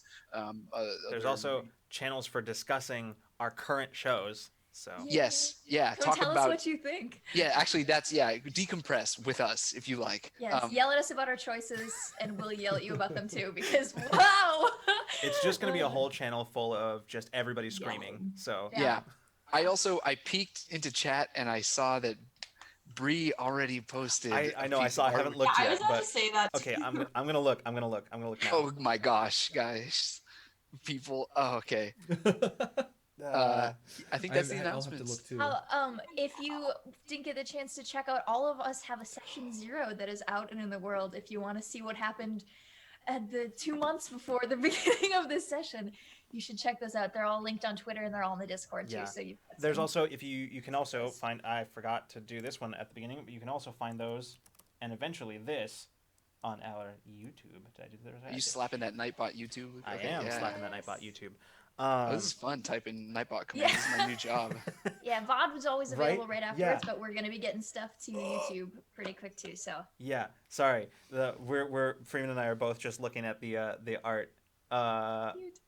Olivia, Did you see should- it? Did you should- see it, Olivia? Yeah, Yeah. I did. Okay, good. Yeah. I saw it during the stream because I looked at my phone and I saw it and I didn't. I was like freaking out, but I couldn't say anything. I know. Oh, I man. did the same. Ah. oh, she's so cute. Bree, that's That amazing. is awesome. That is Thank so you. cool. Okay. Okay. I need to figure out how to process that. Okay. Thank you guys. There was another thing that I was going to say. Oh, yes, of course. If you're new to the channel, we have a couple of other shows on Fridays. We have Ramblemancy, and this week I totally forgot the topic already, Henry. It's classes and archetypes in TTRPGs and Right. stories. Yeah. So we're going to be breaking those down, talking about all sorts of different classes and archetypes. It's gonna be. It's also on Valentine's Day if anybody wants to talk about that. That's true. That's true. We probably won't. We thought about originally doing like a themed episode of Ramblemancy, but couldn't think of anything to talk about, so we just went with the old standard. Chocolate is a class or an archetype. That's true. It is. Thanks. We can decide that. We have that that leverage, I guess. No. We also have on Mondays and Monday evenings at 5:30 p.m. 5:30 Pacific time. Thank you, Henry. We have the Dreamwell Chronicles, run by our very own John, our resident bard. It's a D&D 5th edition, set in his own setting with his cast of players. John brought his home game to our channel and is running a short run of their campaign. So check those out. I have an NPC in that universe. Yeah, she's a jerk, that's right. and I love her. She's been mentioned. She was mentioned last Yes, episode. episode 1, she was mentioned. That's true. It's Yeah. very exciting. All right. I got a rude message from her. All right. So thank you again, everybody, for tuning in. Again, sorry for keeping you all a little later than normally. We will try very hard not to go past our 9 o'clock mark. But today was a special occasion because it was the premiere. We started late, also a long break. So thank you so much. And we'll see you next time on the show. And we'll see you next time you decide to come roll with us. Good night, everybody. Good night.